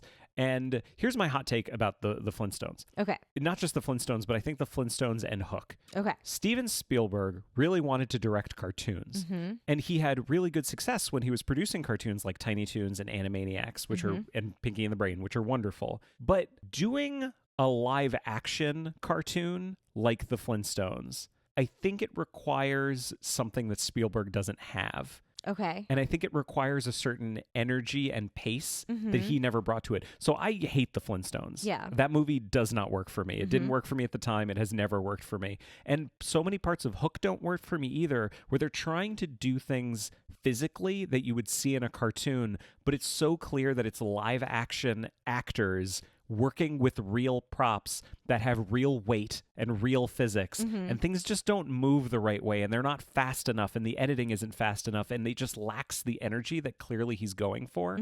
So much of what he does in those movies sinks for me, but this movie has such energy, and it's so quick, and it's so fast-paced that it actually does end up feeling like a cartoon in ways that, like, the Flintstones never did. Yeah. That's my thing. Thank you for coming to my TED Talk. Yes, you're welcome. Yes. But that's, I mean, I guess I don't actually want to talk too much about the specifics of it because it is kind of a goddamn delight. Yeah, it's great. Like, I don't want to sit here explaining jokes and just like listing off things that we liked. We have to talk about Spiller, though. Oh no. We always have Why to do we talk about Spiller. Spiller? Spiller's pretty unfortunate in this movie. He's in it. Of course he's in it. It's so, to me, this is always evident of something. I'm going to engage in some wild speculation right here. I think this actor was probably not very good because the vast majority of his dialogue is ADR. It was all like recorded later, which tells me that the performance they got on set was not good. So they had to try to fix it in post. And that's the way that you can try to fix it in post. Also, so many times that he talks, you're not actually seeing his face while he's talking. He is very cute. He's got the same kind of thing that the TV show did. He's very dangerous. I do appreciate the fact that he and Arrietty are never really set up as like a romantic duo. Not because like he wants it and she's not into it. He doesn't seem to be that interested in it, and she doesn't seem to be that interested in it. They just become friends. Yeah, because they're kids. They're kids. And I appreciate that. They Yes. felt like kids being friends. But that's about all I've got for this one. I think it was such a surprise and such a delight, and it's so much fun. And yes, the story is nothing like the book, but the energy and the sense of humor is absolutely like the book, and it is a really good adaptation, I think. Agreed. So we jump ahead to 2010 when a movie was released whose title in English is The Secret World of Arrietty. Not The Borrowers, but it is The Borrowers. Well, it's actually called Arrietty the Borrower in Japan. Ah, well, there you go. And variations of that kind of around the world. I think it was actually just called The Secret World of Arrietty in the United States. But that is how it was introduced to us. Great. And that is how we watched it. So it was really weird coming off of the 1997 version, which we just spent so much time talking about how energetic it was and how funny it was and how quickly paced it is and how that really captured something from the book. And I think the thing that's cool about this one is it is none of those things and also captures something really beautiful from the book.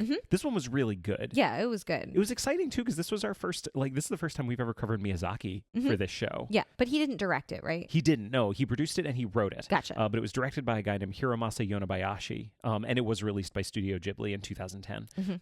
Have you so I haven't actually seen that many Miyazaki movies before now. Had you ever seen any? Is Grave of the Fireflies Miyazaki? In doing my research, I found that Grave of the Fireflies is not. It is Studio Ghibli, but it is not directed by Miyazaki. Okay, then I have not. I have seen that one movie. I saw Nausicaa and the Valley of the Wind a few years ago, and when I was in high school, we took a trip to France. You know, my French class went to France, and it was when Princess Mononoke was in theaters. So the only Miyazaki I'd seen for like 10 years was Princess Mononoke in French. Yeah. So I still couldn't really understand what it was. Yeah. Because I think like many kids going on those kind of trips, I did not understand the language that we needed to speak all the time. The one movie I saw in a French movie theater was, for some reason, A History of Violence with Viggo Mortensen. Jesus. It wasn't dubbed, though. It was in English with French subtitles. Oh, okay. Yeah. But we get this movie. Now, what are the things, knowing what you know about Miyazaki, what are the things that you think his movies are, and not just Miyazaki, but Studio Ghibli, what do you think the movies are known for being? Well, like really chill, sweet fairy tales. Which this is. Yes, for sure. It's very, very good. Yes, with like cute animals or made up characters. Yeah, it feels so much more, it feels like there's a lot more whimsy in this one than in like 1997. Yeah. So, like, this one starts with... Can I set up the story really quickly? Yeah, and just to be extremely clear, I think this is self-evident if you know what Studio Ghibli is, but if you don't, it indicates that this movie is animated. It is a cartoon. It is a cartoon. Yes, a cartoon for children. Yes. That's unnecessary. So, let me set up the story a little bit. Yeah. It is... In many, many ways, it is the first book. There are some like subtle differences here and there, but unlike the 1997 one, this one didn't throw out the story. Apparently, this had been in development for years. This was something Miyazaki wanted to do for a really long time, which is, I think, one of the reasons why he was like one of the main credited writers on this. So we have the boy in this version, Sho, who arrives at the house. And we don't have great aunt Sophie. Instead, he has his aunt, who's not like bedridden or anything like that. She's there. No, I also got the impression that she didn't live at the house. Like, it seemed like she came to visit every so often, but for most of the movie, it was just him and the housekeeper. Yeah, that was that a lot. Yeah. Also, I feel like she fulfills a lot of what, was it Aunt May? Yeah. Was in the book? Yeah, that makes sense. No, Mrs. May. Mrs. May, I'm Aunt sorry. May is Spider-Man. Yeah. What she does in the book, because so much of what she does in this movie is she's telling Sho about what it was like being a kid in this house with the little people who were there. Yes. So like she knows about the borrowers, and I don't know if she's saying like essentially no, they are absolutely real, but it's very whimsical when she remembers that. There is a housekeeper. It's not Mrs. Driver. It is Haru, who is very intense and very fun and scary. Yes. She's a good antagonist. She does not like the borrowers. Not at all. She wants to exterminate them with the exterminator. We do have the borrowers. So Homily Pod and Arrietty are in this. So is Spiller. Yeah. Let's come back to Spiller in a little bit. Okay. In terms of the characterization, because one thing that we should talk about right now is the voices. Because what voices did we hear when we were doing it? So we had a choice of two. There is a third choice that we actually would have preferred but could not find. Yeah. There is a US dubbed version. There is a UK dubbed version. And then, of course, we could have watched the original Japanese with subtitles. So we chose to do the US dubbed version. That is what we watched. I think we would have preferred to do the Japanese one, but It's hard with the baby. It's hard. It's hard with the baby and taking notes and everything like that. Yeah. Why did we want to do the UK version? Because the caliber of actor, not to cast any aspersions on the US actors who I'm sure were trying their best, but the caliber of actor that they got for the UK version is amazing. It is much higher. Also that, but also just the casting seems better. The casting seems better, also including like a literal Oscar winner. Let us not forget. Yes, a literal Oscar winner in Olivia Colman. Yes. So can I run through the cast really quick? Yes, please do. So in the UK version, as Arrietty, we have Saoirse Ronan. People have heard of her. Mm-hmm. As Show, the boy, we have Tom Holland. Spider-Man. Mm-hmm. That was why I said Aunt May. I had Spider-Man on the brain. But like as a child, Tom Holland. This is from years ago. Little baby Tom Holland. This was his first movie ever. Aw. Also very age appropriate, because something that comes up is that the actor that plays him in the Japanese version and the US version is 100% not age appropriate, Mm-hmm. and it's clearly like 20, and it doesn't work. That's just a problem I have. As Pod and Homily, we have Mark Strong and Olivia Colman. Mm-hmm. Olivia Colman, our Oscar winner. Yes. They didn't know that at the time. No. Born to play this role? Potentially. I mean, all I know is that if I were casting it, she is who I would cast. Yeah. And Mark Strong, he is probably on my list of like best character actors of all time. Mm-hmm. I think he's incredible. He's amazing in every single thing he's ever in. I love him.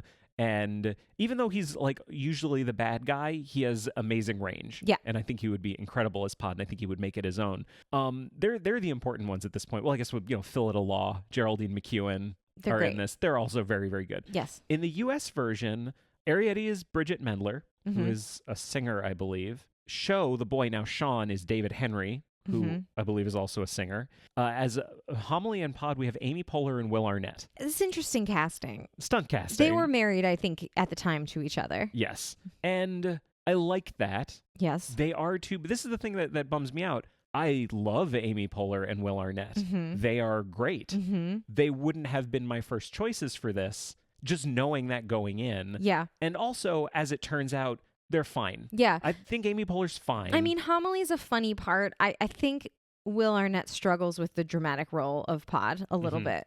They're both putting on voices. Yeah. That's the thing I don't really like about it is I think when you're doing something like this, you're going to cast one of two people. You're either going to cast like a face actor or you're going to cast a voice actor. Mhm. And the thing about voice actors that's great is they have to have such range. Yeah. And they can put on so many different voices because that's something that's part of their acting. Mhm. Part of their craft. But when you have face actors, they usually play themselves. Yeah. And Amy Poehler and Will Arnett are amazing when they play themselves. Mhm. Because, like Leslie Knope, she's not that different from Amy Poehler. Right. Lego Batman. I mean, come on. Yeah. Job. Like, they have crafted a character for themselves. Yeah. But neither of them are doing that in this. Yes. She's definitely playing a much bigger character, and it never 100% works for me. It's okay. Mhm. Will Arnett, I genuinely believe he was really trying and he was really committed. Yeah, like here's an example. He says the name Arrietty weirdly, like he's enunciating his words oddly. I'm not even going to try to reproduce it, but we both kind of flagged it as like,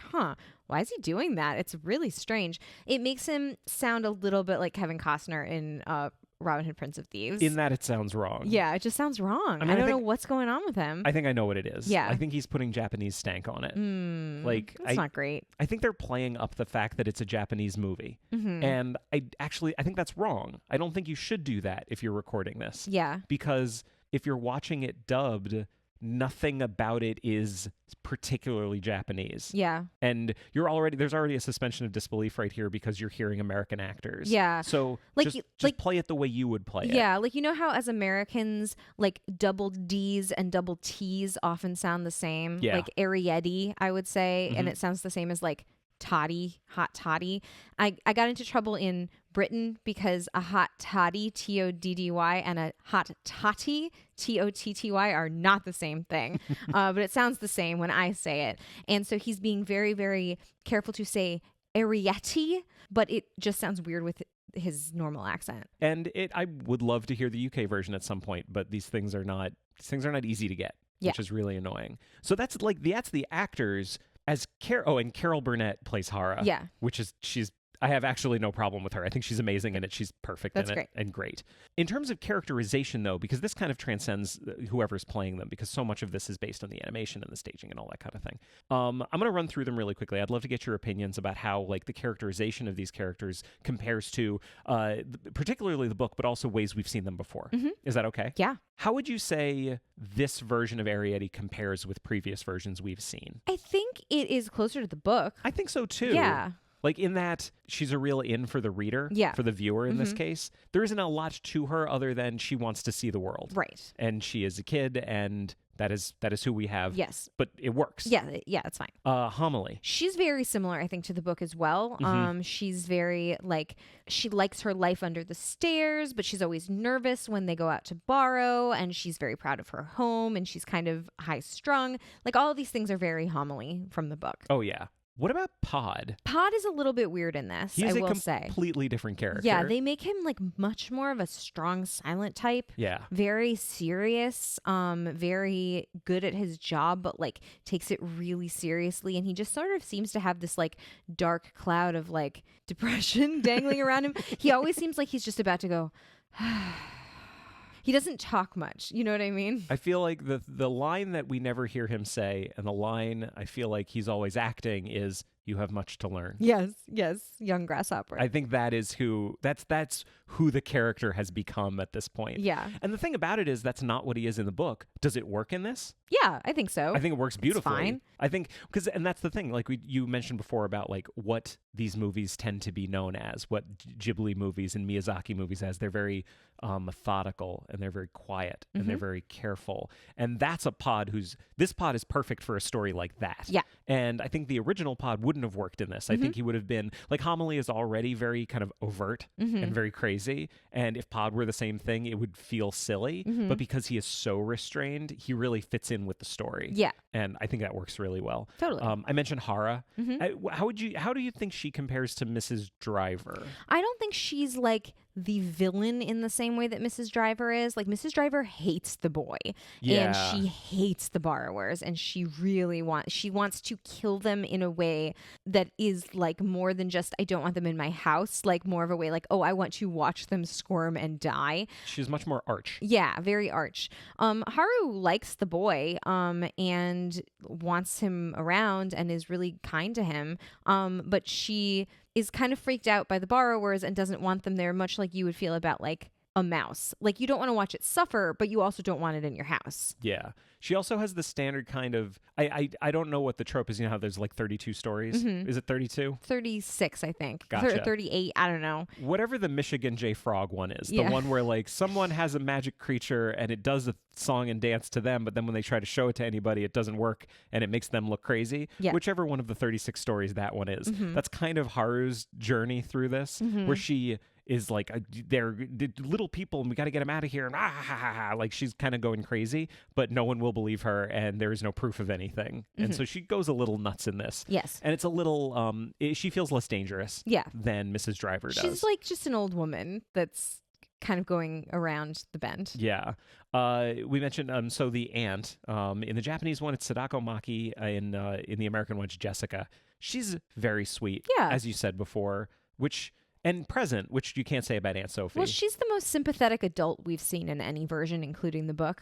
Like you said before, she's actually a little more similar to Mrs. May than to the aunt in any of the other versions, because she's very excited about the borrowers. She's really happy that they're back. She shows the boy like a dollhouse that was constructed just for them, all of this kind of stuff. And she's a nice, sympathetic character. It's nice to have one. She's real sweet. She's very sweet. But there's one last character. Yes. Spiller. Yes. This is my absolute favorite version of Spiller. Yes, you really liked him in this. So Spiller in every other version, in the past two that we watched, and also in the one coming up, Spiller's whole thing is, as I think I said before, it's like he was created to be a romantic interest for Arrietty. Yeah, he's dreamy. He's kind of hot. He's got that, like in the 90s, he's got that very kind of skateboarder X Games kind of vibe to him, you know? And in the TV show in the BBC, he's got a very Peter Pan kind of thing. In this one, though, Spiller is a feral child. Yes, he is. He is hysterical. Yeah. He's amazing. He's wearing like the skin of some animal.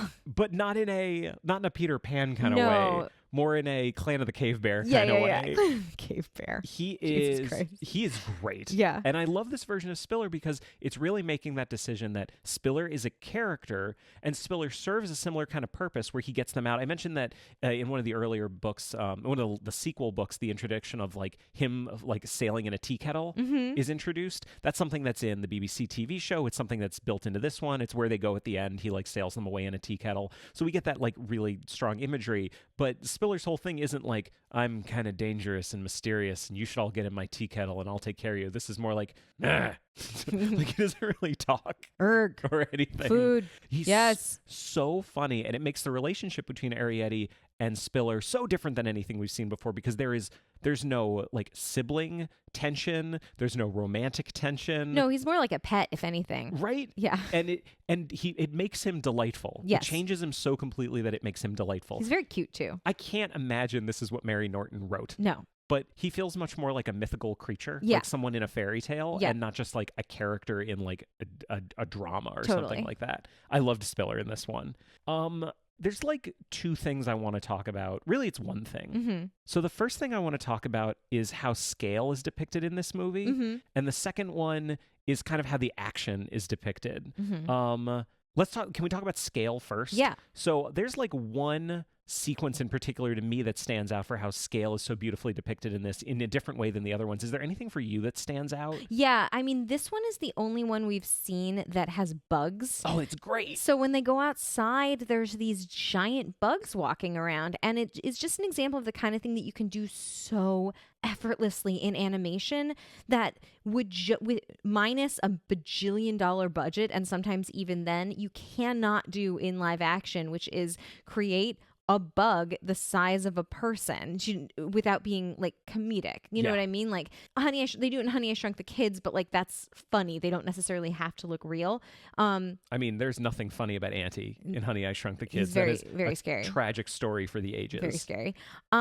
Scary? Wait, what am I talking about? Is there a scary bug in Honey, I Shrunk the Kids? The ant is scary at first, but then he becomes their friend and protects them from the scorpion. Right. And Oh, the sacrifice- scorpion is the scary bug. Yes. Yes. I'm so sorry. Auntie is their ant friend who's amazing. I'm so sorry. Sorry, go on. And it's just really nice to see like nature at that scale. Like clearly the animator was like, oh, what would it look like if you were 3 inches tall and, you know, essentially looking through a magnifying glass.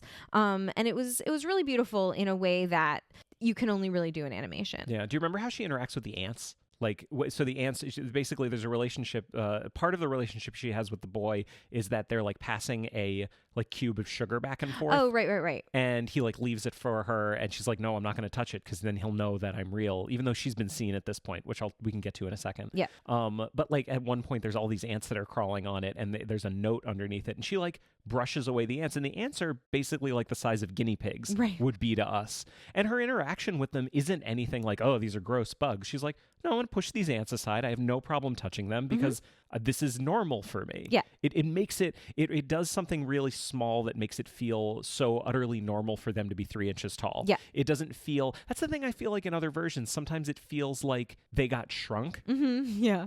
You know, the filmmakers are really projecting and saying, well, if I was 3 inches tall, these things would be hard. But the thing I liked about 97 and the thing I like about this one is it feels completely natural for these characters to be existing at the scale that they're existing at. Yeah. We're going to come to it. The 2011 one, I think, was the most egregious in terms of like, oh, no, these are just regular people that got shrunk. Yes. You know what? We won't talk about it yet, but like that's exactly what 2011 seems like. Right. So the part for me in terms of scale that I thought was beautiful was the whole sequence where Arrietty goes borrowing for the first time. So the sequence begins when they leave their little house and go through the walls to go up to the kitchen, and then the sequence really ends when they go into the boys' room and she's seen. And it's, I think, the best sequence in the entire movie. It is so much like the book. It felt like so many things that I felt in the book, but there's one shot, because it's everything we've talked about, you know, Ghibli movies being, it is very slow, it's very quiet. The sound design is stunning. But there's that one moment where she walks into the kitchen, but they don't walk on the floor. They walk through like a cabinet, and you get a sense for how cavernous this kitchen is to her. And it's also at night, so it's really dark and peaceful. And there's just so many emotions that are going on in one moment. I thought it was amazing and beautiful. And then when she interacts with the boy, that's another change they make that I thought was really good, is instead of Pod being seen, and then later she's seen by the boy. She and Pod are seen at the same time. Right. They're seen in one action. Yeah. So there isn't this whole thing where Pod has to go back and say that they were seen, and she has to keep a secret from them. Like, they all know. Right. And then she establishes this relationship with the boy going Right. forward. I love that. Yeah. Well, that leads into the last thing I wanted to talk about, which is I loved the relationship between her and the boy so much in this. Like, there's this one scene where they work together to solve a problem, which is to get the window open because it's locked so they can get back into the house. And there are certain things that he can do because he's large, and there are certain things that she can do because she's small. So they're like using each other's skills to rely on each other to solve a problem. And I thought that was really nice. I don't think we've seen that in any other version. Usually he's just like, here, I will pick you up and put you in my pocket and take you to a place. And that is solving the problem that you're having. But in this case, you really saw that Arrietty's size is an asset to her for some things that she needs to do. Yeah, and you hit on the second thing that I wanted to talk about, which was kind of how action takes place and the way that scale plays into that. Because in that scene you're describing, there's like one moment where he has to get out of his window and walk across the roof to the window in the room next to it. And this is like pretty simple, and it's pretty small from a human like standpoint, but it really feels like someone like in a spy movie. If someone needs to get from one building into another, that's what it felt like from Arrietty's perspective. And I loved that. Yeah. I thought it was really beautiful. Totally. Yeah. The way the plot kind of finishes up is good. I think it's a lot like the book where the maid wants to get them and she's foiled. But the way things are left is they get in the tea kettle with Spiller and they go down the river. And that's where we're at. But it's much more of a Studio Ghibli Miyazaki kind of peaceful way. It's not a frantic run for their lives. It's Yeah. like, oh, we're going to do this now. Oh, and the Goodbye. boy is dying, by the way. Oh, yeah, he's dying. Of course he's dying. But then he doesn't die. He No, gets he's okay. better. He's fine. He's got like a heart problem. That's the reason. He didn't just get like sick in India and had to go home. Like he's dying. He's dying, and his mom doesn't have time to take care of him because she has a high-powered job. It was like a little bit of a dig on working mothers, but that's okay. I mean, yeah. Yeah. We could probably find stuff like that. Yeah.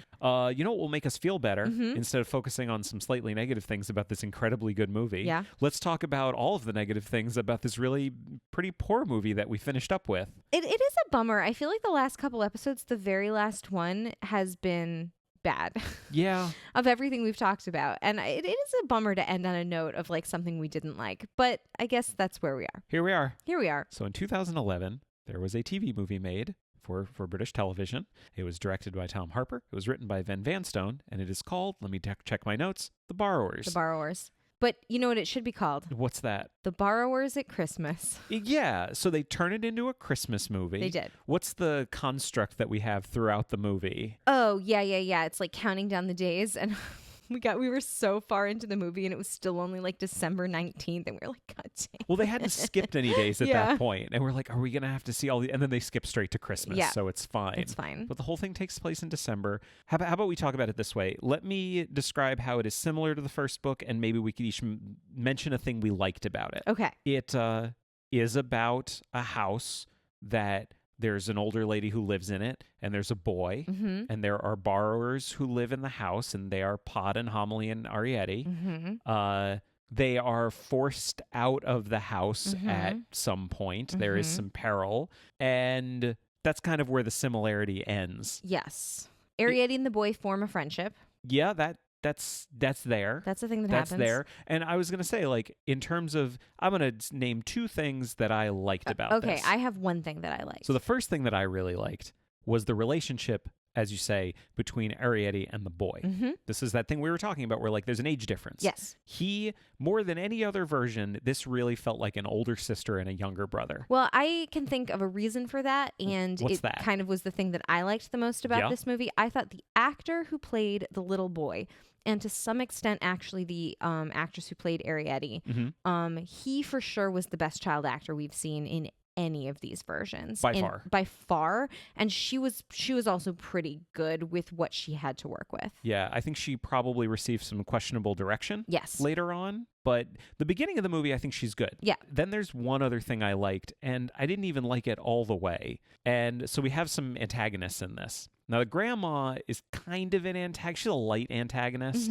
The main antagonist, I mentioned the guy in the book before who is the ne'er-do-well, the one who kidnaps the clocks, and like Spiller and the boy have to get in and save them, and his name is Mild Eye. Well, in this one we have Professor Mild Eye, who is a professor at the local university, and he teaches biology, and he is convinced, his whole conspiracy theory is that all of these stories we hear about like leprechauns and little people of myth are actually, they exist. They are small people, and no one has ever seen them, but there is some evidence. So that's his conspiracy theory. He's trying to find evidence. Right. And he is the main antagonist. He is the one who, like, he kidnaps Pod and Homily, and there's this whole thing where he's going to expose them to the world. And he's trying to date the grandma. Yeah. So, I mean, it's weird to talk about these things when I'm saying it's a thing I like, because there's so much of this that's bullshit and doesn't work.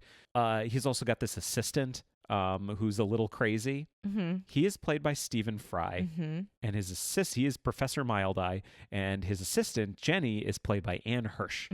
I love the two of them, with a prior love and a new love, because I came into this with a prior love of Stephen Fry, and I loved Anne Hirsch in this movie. She is, we were trying to place her accent for so long. South African. She is crazed. And she's got like an evil glint in her eye. She really wants to dissect the borrowers is what's going on. Really wants to. Not even dissect them. I think she wants to vivisect them. Yeah. And I actually kind of thought it worked, even though I think so much stuff with the Mild Eye storyline does not work. Yeah. Stephen Fry is still compelling when he's on screen. He's still delightful. You mentioned like that he's into the grandma. Doesn't work on a lot of levels. Yeah.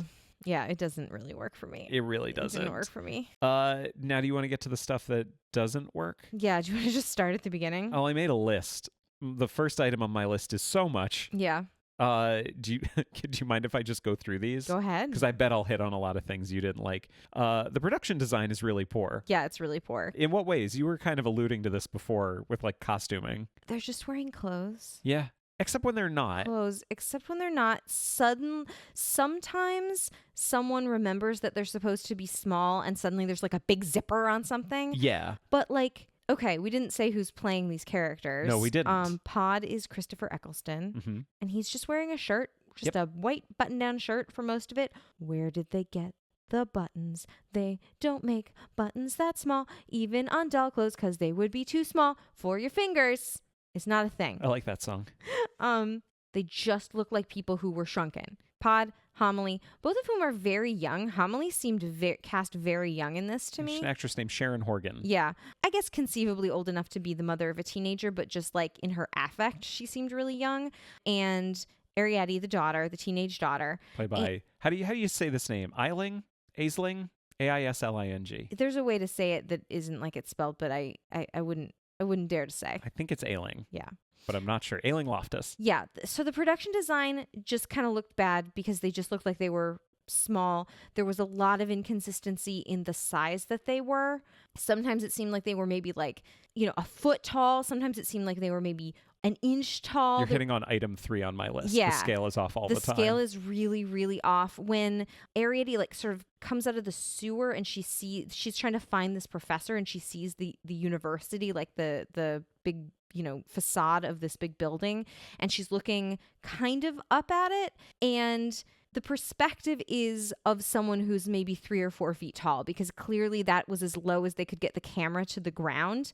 But it just doesn't work at all for me. I agree with that. The pacing is terrible. Yeah. It is a very plodding movie. There's nothing fun that happens in this movie. Yeah. Which is weird because it really is geared towards kids. It is a kids movie. For sure. And there are some moments where like they keep doing this dumb thing throughout the movie where they insist on introducing like toy cars and toy airplanes.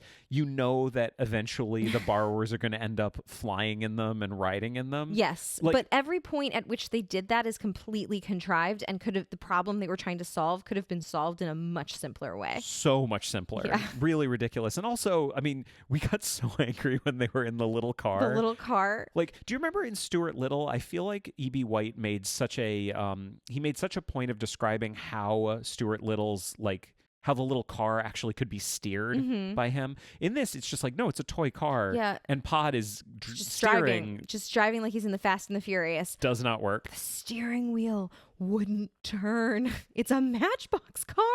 Oh, and then like again, the scale.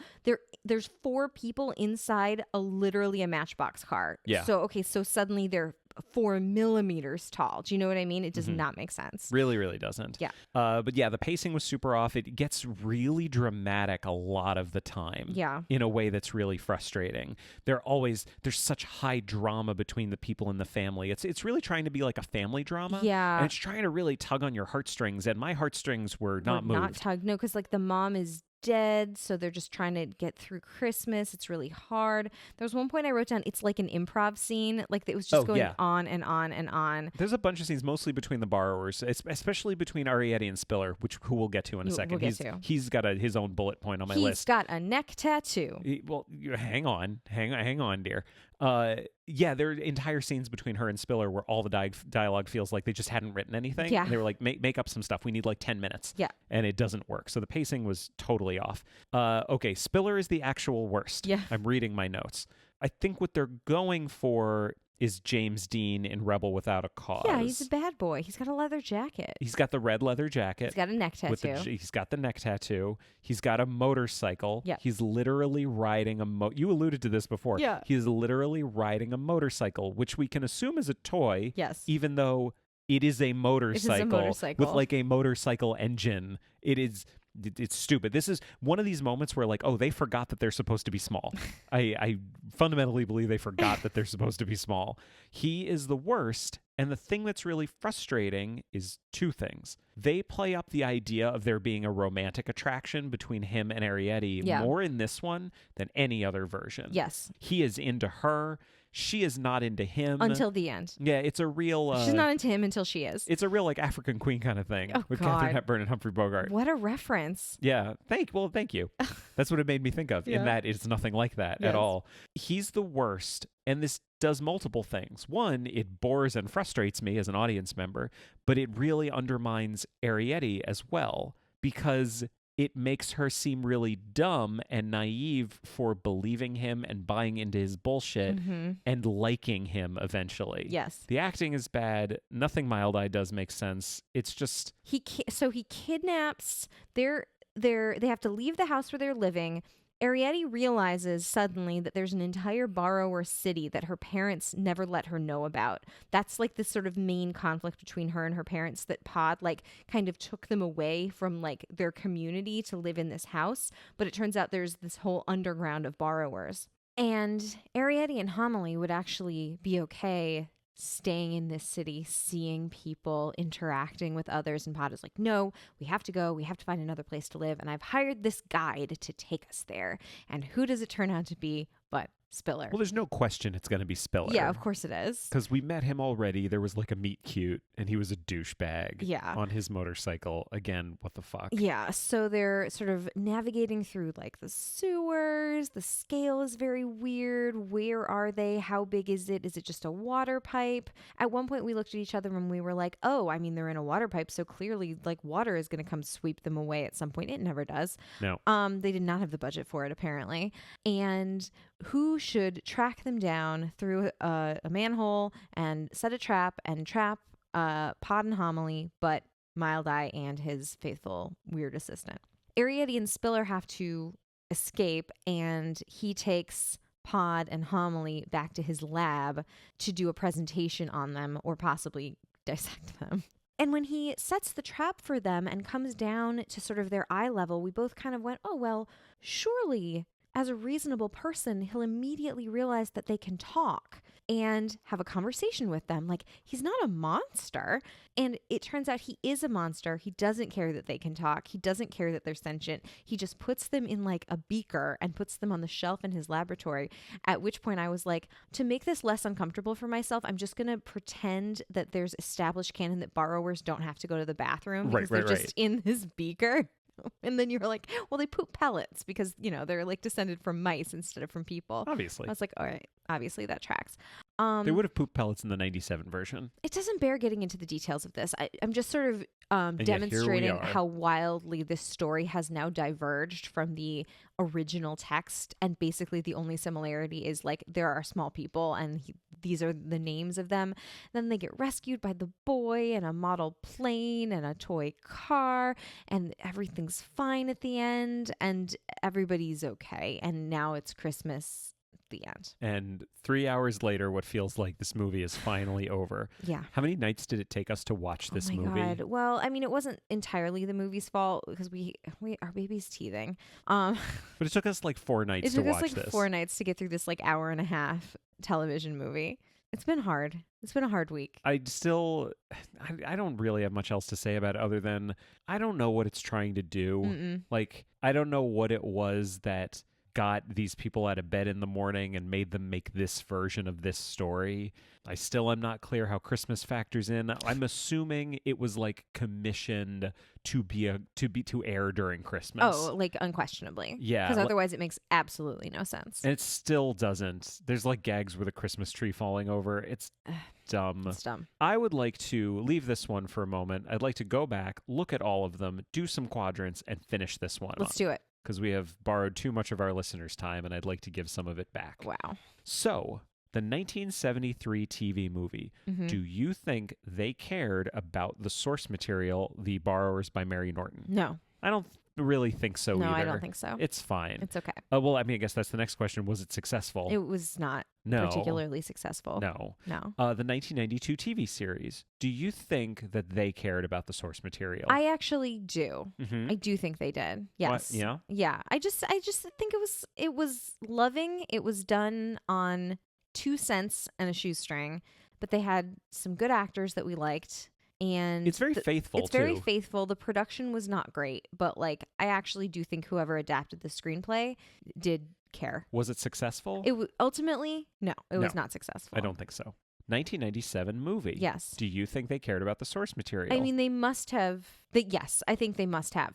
Because, for example, they have this name of this character, P. Green, who's in like the 5th book. So someone Yeah. at least read all of the books. like, considering that it diverges wildly, Yeah. it is kind of weirdly faithful in a lot of ways. And as I've said many times, like, clearly there was something about the spirit of the book that they hooked onto Mhm. and expressed. I mean, if you need any proof of that, it's the production design of the movie because it's gorgeous. Yeah. Was it successful? It was successful. Clearly. Yes, we liked it. Arietti the Borrower / The Secret World of Arietti / Just Arietti 2010. Do you think they cared about the source material? Honestly, Yeah? I'm not sure they cared in the sense that this was someone's like favorite treasured book from childhood. Like clearly it was an idea that was attractive to Miyazaki or whoever, but I'm going to say no, but not like in a bad way. I do disagree only because and if I didn't mention this, I apologize. Mhm. But this was something Miyazaki wanted to make for years. Yeah, I this was like a understand. passion project for him. I understand that. I do think he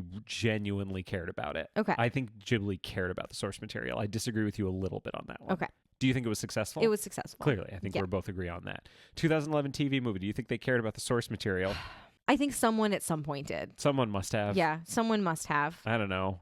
It I have- didn't translate. I don't have any indication that anyone really cared about the source material, we honestly. know very little about the production of this movie, so I'm gonna say possibly, but ultimately it did not come through. Yeah, and ultimately, was it successful? It was not. Nope. Like a little bit at the beginning, Yeah. and then it goes off the rails pretty hard, Pretty wildly. pretty fast. Yeah. Well, oh God, this was a long one. Yeah. That's This was- okay. No, I mean, it took us a long time to do. Oh boy. It was just Guys, it's been hard. I'm not gonna lie. It's been a tough week. Yeah. We got a lot going on. We have a podcast. Yeah. Our baby is teething. Yeah. We are currently living through a global pandemic nightmare scenario. We have not left the house in at least 2, maybe 3 weeks. I'm still working full time. I got from home. fired. Yeah. I don't have a job. This is my only job. I'm a full-time podcaster. And a full time mom. It's been a rough week. We're going to be okay. We're going to be fine. We're going to be fine. Sweetie, hey, look at me. Yeah. It's all going to be fine. I appreciate that. It really is. I appreciate that. Well, this has been Adapt or Perish. If you'd like to find us online, we're on Facebook, Twitter, and Instagram at AdaptCast. And if you tweet about the show, don't forget to use the AdaptCast hashtag. You can join our groups on Facebook and Goodreads, and you can also find and follow me on Letterboxd. If you have anything to say that's longer than a tweet, you can always send an email to adaptperishcast@gmail.com. If you'd like to support the show, there are 2 great ways you can do it. First, tell a friend. Second, a rating and review on your podcast platform of choice would be greatly appreciated. 2 things. Yes. First of all, I want to be very clear. I was laid off, not fired. I was laid Yeah, off we've through been no cleared. fault of my own. There's a difference. Yes. Secondly, I'd like to make a cocktail recommendation. We have been drinking these to great success. It is called the Alcachofa. It is 2 ounces of tequila, 3/4 of an ounce of Cynar, which is an artichoke-based liqueur. It sounds weird, but it's very good. It's similar to Campari, but a little more herbal. And 1/4 of an ounce of sweet red vermouth. The thing that really makes it is you get a piece of lemon peel and you just do the twist thing where You have to it just express the oils. you express the oils and then you just drop the lemon peel, so you have the scent of the citrus without like the sourness of the lemon juice. And you also want to keep your tequila in the freezer so it's very, very cold. We had to drink to get through some of these versions. Yeah. Or like this week or this month. It's in been a general. week. It's been a week, but the Alcachofa I highly recommend. We're all going to get through this. It'll be fine. We're going to do it. I believe in us. I believe in you. Good night, everybody. Stay safe. Wash your hands.